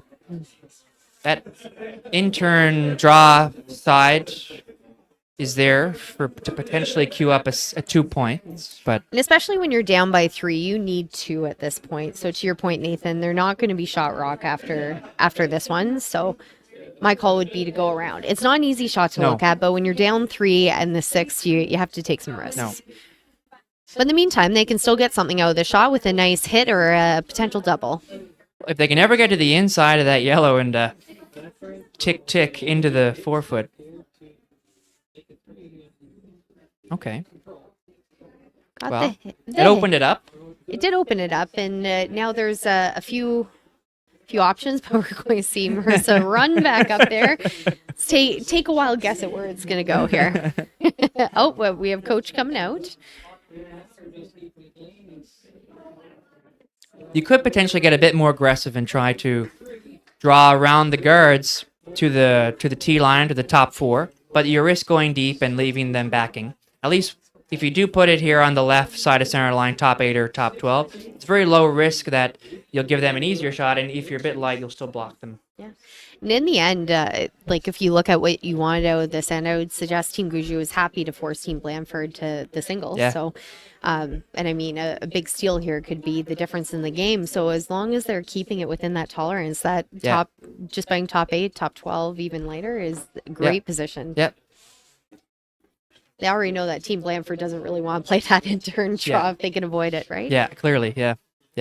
And that's kind of where, if your Team Blandford on your last rock, if you play it out, you make the shot. They made the shot that they called. Team Gushue puts it back. You still have to play the in-turn draw. So maybe you get a rock ahead of it, play the in-turn draw on your first one, potentially get 2, but at least you get that practice rock for your last. Exactly, and this will end up in a guard, but it has over-curled. So a great weight, but unfortunately now this changes things. So now Megan has that draw to the 4 foot in the good stuff in the middle. Right. So we've got the last rock coming up in N6, facing 3 counters. Team Blandford needing a draw to the biting the 4 foot for the single.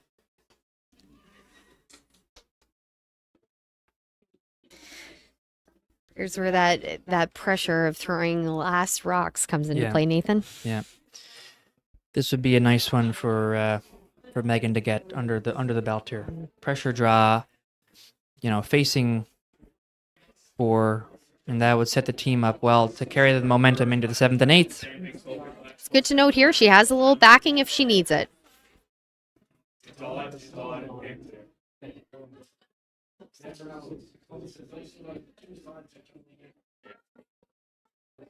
All right, sweepers on and off of it here, cleaning it here. Just at the hog line, they're back on it. This one looks pretty close. They're on and off it on the way in. Will it sit in time? Wow. What a beautiful pressure Excellent draw. shot. Excellent draw. Great job from the sweepers on and off it the whole way. Good team shot. Team Blandford picking up the single, but it will be Team Gushue with a 4-2 lead heading into N7, and we'll be back in just a few minutes.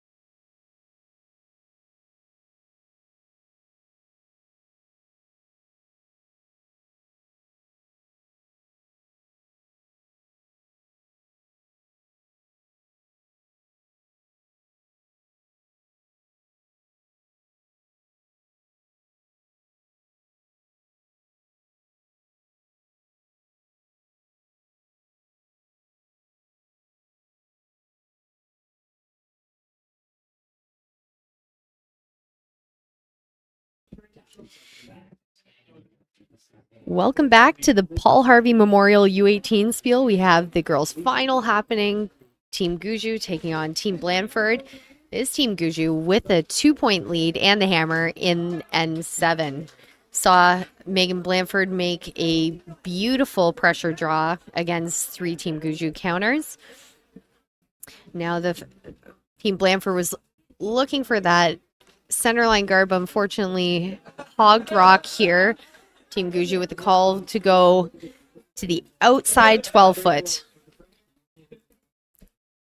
So we've seen a lot of great shots here this end, and it's really come down to a couple key shots, a couple key makes, and then we had a couple unfortunate misses by both teams, but overall a really well-played game.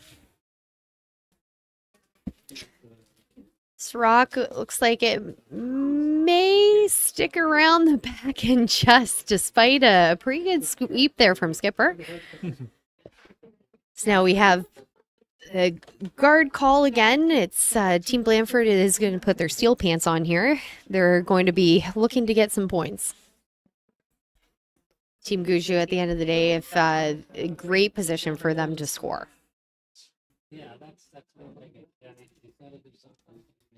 So Yeah, for sure. I mean, being able to take hammer into the 8th up 2 or even going into the 8th up 3 without hammer is a good situation. So if you're Team Blandford, you just want to make this end as messy as possible, hopefully come away with the steal, and then you can do the same thing again in the 8th, and then all you have to do is one more time in the extra end. And it is just that easy, isn't it, Nathan? Oh, piece of cake. Just like curling is easy. All you have to do is hit the broom with the right weight. Easy. Right, the right way to the broom. Yeah. Yeah. So they've got their guard up there that they had hoped for. It is a little bit off center, so Team Gushue using this coming around more like a corner guard. Again, they don't want to come too deep here. Top 8 would be perfect. Mm-hmm. So at the end of the day, they don't want to cut down on their scoring area.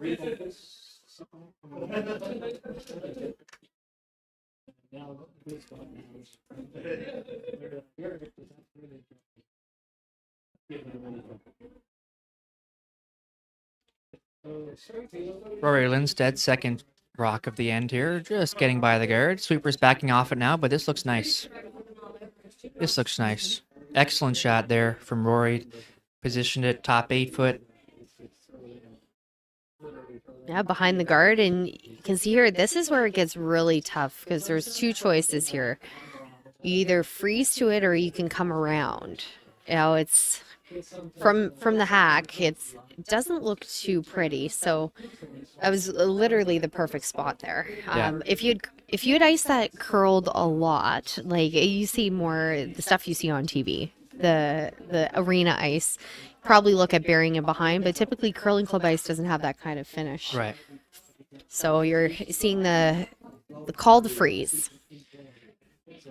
Yeah, if Hannah can put this top 12-foot above the yellow one, and not, you don't really want this totally buried because I think they'll want to make a play on it on the next one, so they can get a bit more curl here. The weight looks close. Very close, but wider than they would have liked. Now, that being said, it's guards are what's important for Team Blandford Yeah. here, and so it's the pro side miss. Yeah, you got your 2 center guards there, and a great call from Marissa to go up and start peeling the guards. Right, it's not a time now that you need guards. You have 2 in the rings. No, they're And here there are two options. You could peel the guard on the in-turn or the out-turn side. They opted for the out-turn side, just one straight peel. Again, that can come down to player preference and what their strength is. And depending how much of the yellow is showing on the right, you never want to flash the peel and hit your own yellow out, and then it's wide open for Team Blandford. So they're probably just they're not going to go for the double peel. They're up 2 with hammer. Low risk. Yep, keep it simple. Now, I actually don't mind another guard. Great call there for... I think she heard you Blandford. from in here. Yep. We probably aren't speaking very quietly in the club here, so it wouldn't be surprised. Well, there's a good crowd back here. Speaking of which, there's a nice din going on here. A lot of excited parents and other supporters here watching all the teams and the men's final that's happening on the sheet beside. Yeah. And just to provide an update on the men's final, it's 6-2 for Team French in the 6th end. Again, over Team from Knoll, and that one is also being live streamed. Here, this guard is needing to find some breaks. Will be a guard tighter than they wanted, but some pretty decent line on it. It's now a bit of a dilemma here about what they might do. Looks like Marissa's thinking offense is the best defense at this point. Perhaps.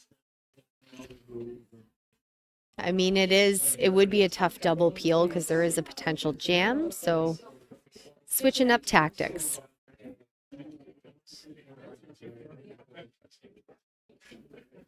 And there's options with this throw. You have a nice draw in, you could potentially come off your yellow if it runs straighter, so lots of great options here, Nathan. Yeah, for sure. I feel like Austin's had a lot of draws this game too, so now this one looks like it's coming in a bit heavy. This is when you got to be a bit careful on the line. Maybe sweep it a bit to try to tick off the yellow, but okay, that's gone now. So see, hopefully it stops. Yeah, just kind of caught in the middle. It wasn't super heavy. You're just hoping it comes down, and you can see that for sure. Like you said, it's one of those middle ones. Sometimes it's the sweepers think it'll come down, and you just get that caught now. Interesting choice of turn. It is the straight side. It is an interesting one. If they can make it here and use that stagger. However, again, it's... Yeah, they did throw the guard down this side. They do know this path. Yeah, that's true. But as you said, they could have followed it right down. Sure. Right down the middle, for sure. Yeah, all about comfort. I mean, it's not wrong, right or wrong either way. This one looks like it's tad heavy. Try to utilize the backing now. Oh, look at that. Excellent shot. Would be, well, never Great a doubt shot. there. Never a doubt. No. Very nice shot. Very well managed from both the sweepers and the skip to get the curl hog line in and make that shot. It's now a change of plans here for Team Gushue. The call was made to peel at least one of those guards.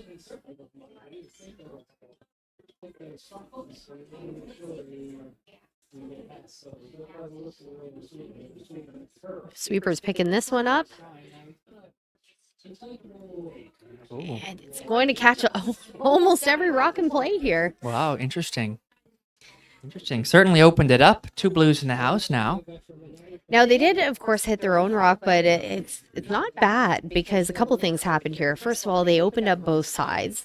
They got all of the rocks moving behind the the tee line, and now they have both sides to draw to. So Yeah.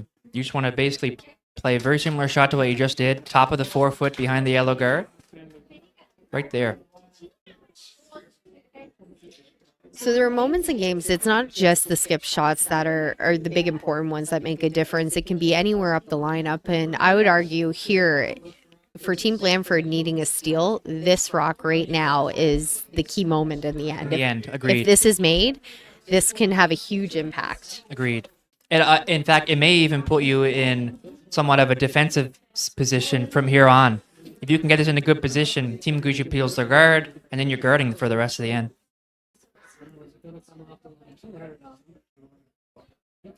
The sweepers are just watching this one so far. Got nice line. Very nice line. They've judged it well the whole end. They knew this was heavy right from the start. Marissa on the sweep. Okay. And that nice line just a hair too deep. So a couple options. They could draw one in around here, or they can do what they're doing right now and just keeping it open, which again, not like the idea of peeling it, then it's open. Yeah, I think I like this call. You know, the other team they may be sitting 3, but they're all in the back of the house. The best one is in the 8-foot. If you have to throw an out-turn draw on your last there, you have so much backing. This one, okay, a little wide. A little wide, and unfortunately now what they did is they lost their other one in the back here. So an opportunity for Team Blandford to play another draw, bury another rock. So that last Blandford rock was really important, but now this might be one of the most important, and you can see how quickly it changes. Yeah. Well, you need to take your breaks when you can get them, you know, and both teams have had opportunities to do that, and now this is one for Blandford. So ideally, about half in the 4-foot here. If you could walk it down right behind the guard, half in the 4-foot is pretty perfect. This is a very similar path to the same side of the ice that Megan threw her draw a couple ends ago, and she also had a draw early in the end here that, remember, just kind of stopped. It looked very nice coming down. So she knows this path. Right now, volume 1. All right, Sweeper's picking it up a little bit early. They've got Easing the line. off of it now. Will the panic run out? But look at this rock. Wow. What a great sweep to get the rock there, get it by the guard.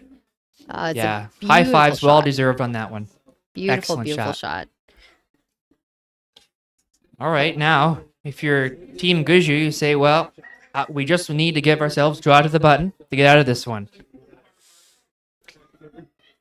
You think here with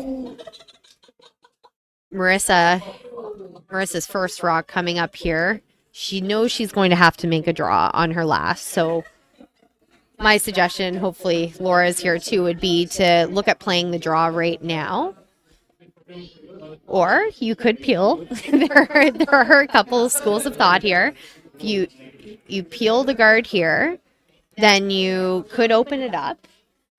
Now, I guess, it all depends on your preference. I know mine would probably be a draw at this point because wanting to get the draw weight, potentially outdraw all, You could if not limit a the couple. damage. I mean, if you come heavy and you freeze the back, the worst case you're going to give up is a steal of 2, and you'd be tied with hammer. By peeling the guard, Blandford's going to do one or two things. Guard it again, you'll have a draw to the button. Or they may put one top 8 or top 4 to block your draw, and then you have to play a takeout, and you risk rolling out. I mean, you know, at the end of the day, you just need, if you make your shot, you'll be fine. Exactly. Again, curling is so simple, right?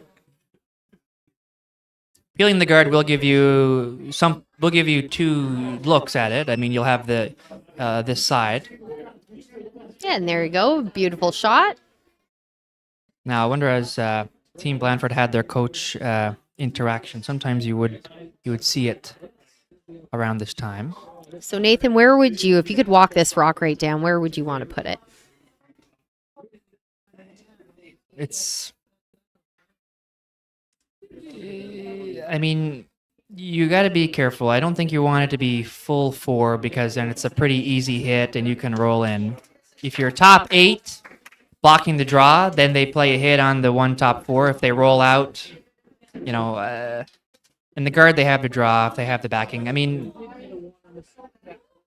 yeah, I'm There's a thinking lot in of the options. house. I'm thinking probably in the house somewhere. Yeah, there are a lot of options, a lot Yeah. of tolerance on this shot, Yeah. right?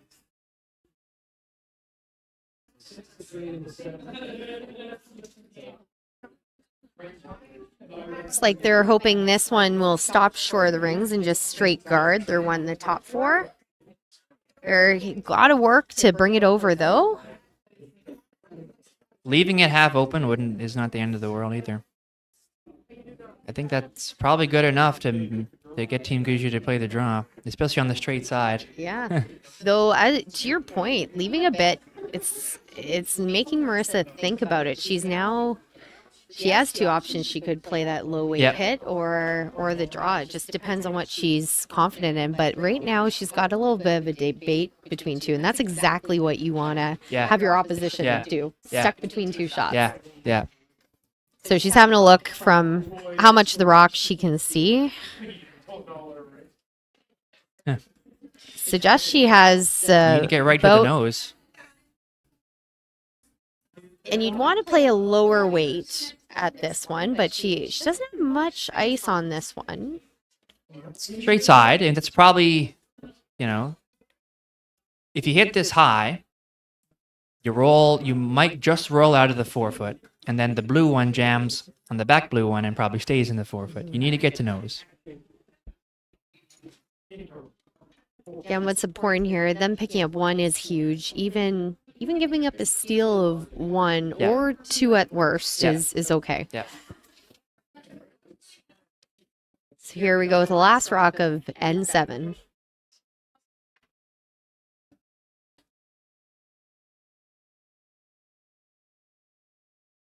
Austin going end to end on this one. But what a change we have. Wreck on the guard, and that is a huge steal of 4 for Team Blandford. They will take a 6-4 lead after 7. Team Gushue with the hammer in end 8, and we will be back in just a few moments.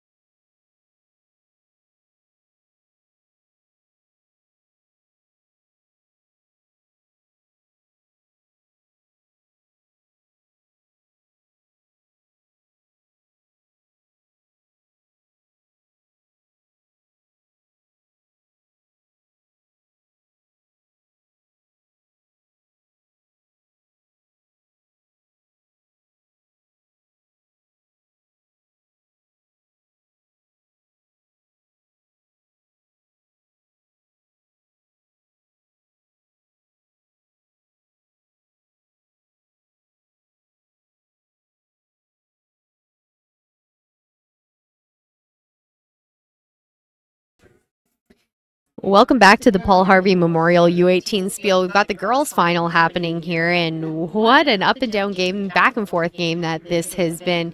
Team Gushue with a 4-1 lead in the seventh end, or 4-2 lead in the 7th end, giving up a big steal of 4. Now Team Blandford with the advantage up to in this 8th end of play.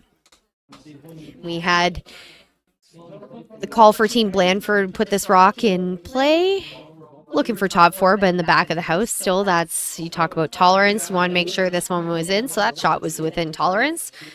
Watch some more rocks come into play here. Team Gushue asking for the corner guard.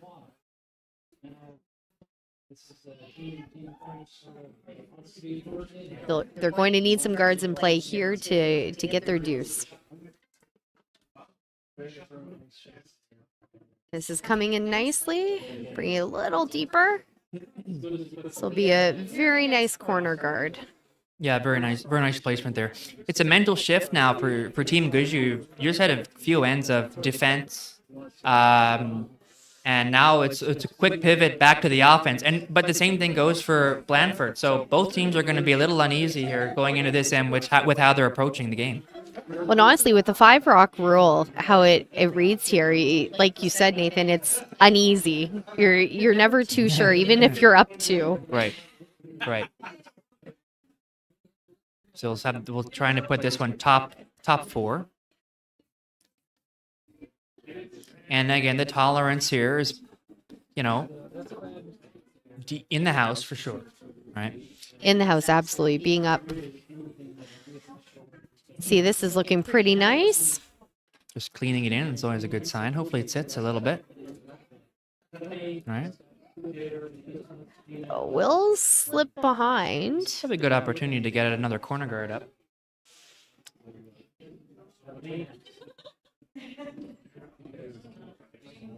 If that blue one was in a better position, probably would go right. The draw would be more obvious. Both shots are fine. Put some pressure on early. They can't peel the guard, so. You can hear the applause in the background. There was a game that just finished walking off the ice. The parents and supporters out here, big round of applause for the winners. And this is a nice come around. What a beauty. Almost fully buried. Still accessible though, so Megan running up to call the hit and roll. Yeah, that applause was for Team Bishop. Got the win over Team Stuber in the Tier 2 bronze medal game here at the Paul Harvey Memorial. So big show of support from the fans here at the Remax Center on a Thanksgiving Sunday.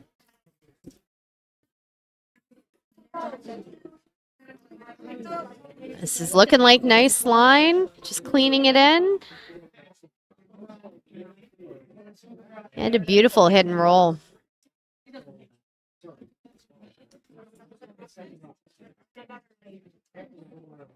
Call to come around.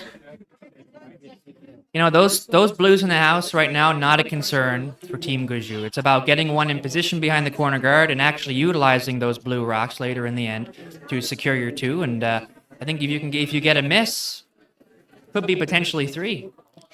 So Team Blandford does have the 3, but as you mentioned, Nathan, those blue rocks are in a good position for Team Gushue to use, either to freeze to corner freeze on the blue on the right side, corner freeze to the rock in the back button. So there's some options here. Yeah. All right, sweeper staying close to this one now. It has to curl a little bit. So maybe you might call the audible here and just play the straight freeze. It's a good call. That's just the straight spot. I mean, it is tough, and I had the thought before they put the broom down here, they could have also come around the outside of that yellow guard because of how tight it was. Sure. Tight to the center line, that is. Because if they exposed any on the outside, there's a potential jam. But again, it's all what you know and what you're comfortable with at this point. Yeah, for sure. The corner guard is pretty high, so you could have had that. Now, with a shot like this, you don't normally want to hit your own rocks out, but you definitely want to kill some back blues as well as the yellow with this. Looks close. Big scrub. If they can catch this a little bit high to get the yellow out of the rings. Interesting. Okay. Caught a hair high, but honestly, what they left is not bad. Not bad. Not bad. Gushue shot, but it's pretty much a wide open shot for Blandford to get rid of the back yellow by hitting their blue. So she did call the come around the corner. Not bad. I might also suggest at this point they might want to do a little rearranging. Call it. Well, my one coach always called it redecorating the house. So you don't throw out all the furniture and get new stuff from IKEA. You just rearrange what you already have. So see Coach Laura coming out here, and sounds like she might be talking about that, because you know that that angle that Team Blandford has on the rock is pretty nice right now. Yeah. Now you still want to keep that yellow rock around, so it's more like redecorating, tapping things around, moving things around. Sure. Yeah, maybe a back line. And again, in these situations, the degree of difficulty of the shots increases. There's no question about it. You have to play kind of a back line shot, hit with the intern, hit half of the blue one on the left so that your shooter rolls behind the corner guard, and then you also might tick the yellow one to the left as well. Exactly. You brought up a really good point there, Nathan, that when you're in this position, the degree of difficulty it's just heightened. So you're not so much calling the easier shot so much as you've got to make whatever shot it is. Right. And yes, it will look harder at this point. Right. Anytime you're down, your degree of difficulty goes up. Right.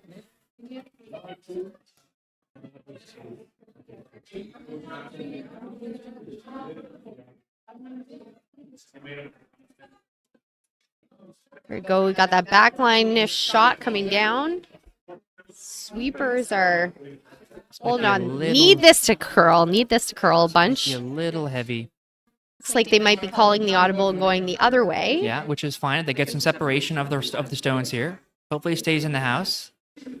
Yeah, so it was a nice call in the audible, and it's not the outcome they wanted, but also not too bad. They at least removed that blue rock from the top. Yep, they pivoted and they recognized it pretty early on in the shot, and they were able to stick it around and change the angle.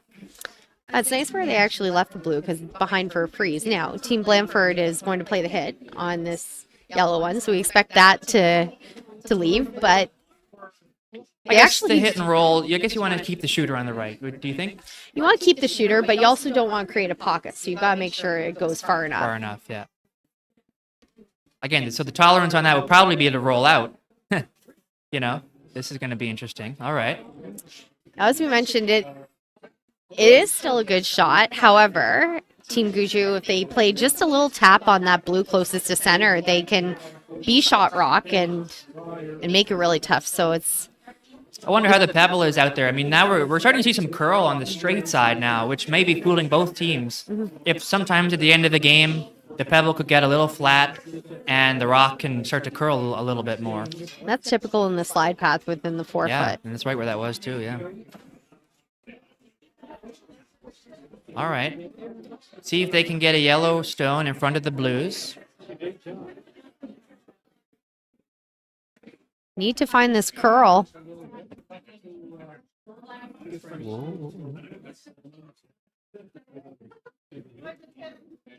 Yeah, honestly, that would have been the perfect weight. Yeah. But again, it's difficult. You've got to either broom for the freeze or broom for the tap, and there's not a lot of in between there. Right. I always say that if the option is to tap the rock, always broom a little bit tighter and bring your sweepers into it. Yeah, 100%. Whenever line is important, you got to rely on the sweepers to get the finesse. Here we go, Team Blandford. Call to just simply peel out this side. yellow. They might get a bit of finish at the end. Oof. Barely put a paper between those two. Wow, that was so close. All right, very similar shot. Very, very similar. Now, what they have to keep in mind here is that yellow in the back is most likely not going to count, just based on where those blues are. Very unlikely, but they do want to think about tapping that blue to make life easier. Probably will come down to, with the setup, if they can get a good one here, won't have to come down to the skipper's deuce. Yeah, I mean, if they can get right to the nose of this blue and bump it back 4, you might as well be shot 2. I don't think you need to be shot 2, because likely Blandford is going to just peel out the back yellow. This one a little heavy. See if they can tap the yellow buried a little bit more. Interesting.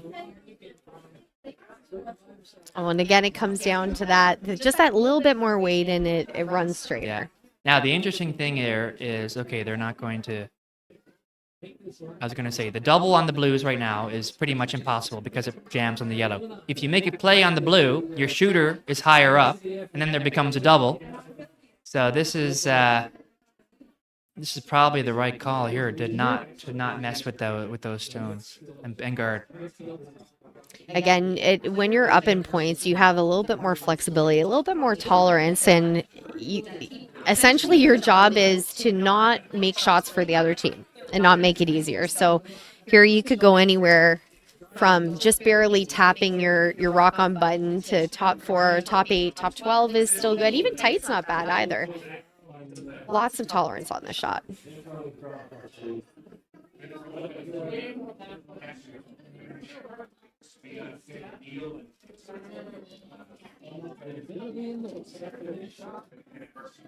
The sweeper's really working this one.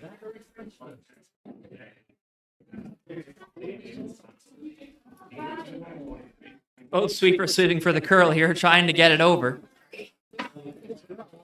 You're wanting to close that hole. Close that hole. They might have just left a hole enough there. Do you think there's a double? I agree with what you said there, Nathan, that the double would jam on the yellow if they tried it. If they could hit the higher blue one very thin. On the left side. Very thin. Now I would be wanting to play that port right now because now remember when I was talking about the skipper's deuce? This is the skipper's deuce. Run back double. Run back double. Or I was thinking more of a through the port hit and roll was more my thought. It's not easy. The way those rocks are staggered, it's not easy. But if you could get through that port and get a little flop in behind that blue guard. Again, they might be getting stuck on the potential jam on their back yellow, but remember, that's not going to be the rock that counts at the end of the day.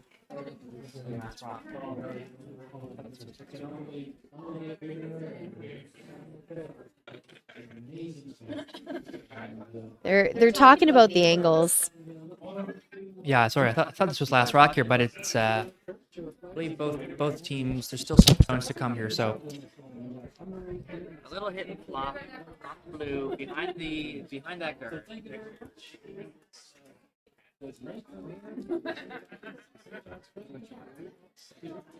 Not a pretty port to come through, but like we said, looks like the front end is making their way down. Sometimes good to have their perspective.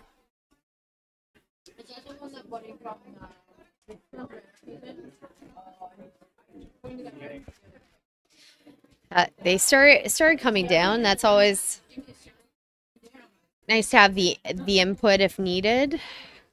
If they're confident in what's being called, and I think I saw them indicate to go through that port. Is that what you saw there, Nathan? yeah. Marissa's first rock here in the 8th end, trying to get shot, change the angles of those blues such that they'll have an opportunity to score too. Coming through the very small port, not a very pretty port either, just given the way that things curl. This is the straight turn, though. To get the curl here, just cross the center line ever so slightly. It's going to be close. Big sweep to curl. Oh, look at this. They've got the port. Now, do they have the hit? Got to work now to keep that rock. Oh, it just lost on this sweep. Bit of an overcarve there.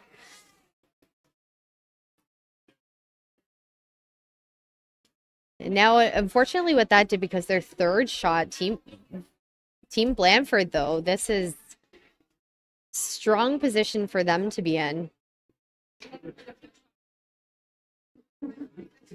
As you can see, the blue is staying too, and this is the beautiful overhead shot that shows it. Blue sitting. So, yeah. The way I see this now, Danielle, I wonder what you think here. You see those two blues in the back four? If you hit the blue one touching center line, do you think it'll stay hot? The yellow will stay high enough that it can almost play a double off the back of that blue that's on the tee line? I think so. I think if you can throw it hard enough, yes. And there's also the in off the right hand blue right into the pocket, but you have to throw that one pretty hard. Need to call. It might need to call Dad Brad Gushue out for that one if you're throwing it, but there's you could either play and then just nudge that blue one over, or you could almost play the thin double. But Megan Blandford looking to take away both of these options. The call is for the guard. Yeah, you'll force Marissa to play that crazy triple. I mean, there's always a chance. There's always a chance here. All right, trying to get a bit of curl off this. Really would like to cross the center line to take away those shots. Wow, just so straight the whole game. And it did great weight, but did not curl up, so that is there. See from the overhead, they've got to use some pretty big weight, come through. I think Marissa's looking between those two shots I mentioned. You could either play the out turn and hit the rock that's just touching center and nudge over the blue, or you could play the in turn, just tickle the blue rock that's over on the side 4 and go into the rock there. Now in doing so, there is a potential, depending on what angle they hit, that they want to make sure, then that's what they're looking at, just that little thin tickle. There's no opportunity really here for 3, so this would just be for the tie. Right. The only opportunity for the 3 would be to come in off the right-hand blue, hit the blue one on the center line, and then your shooter rolls up into the blue one on the left side of the 4-foot. But that does require quite a bit of weight, yeah. and we see Marissa throw some weight, but it's this one very makeable. You could even make it with hack weight. I think they'll probably throw it a little harder than that, but got the call is for the in turn through the port thin double to pick up the deuce and to force an extra end. It could be a very exciting finish here, Nathan. Indeed, it already is pretty exciting here. The suspense.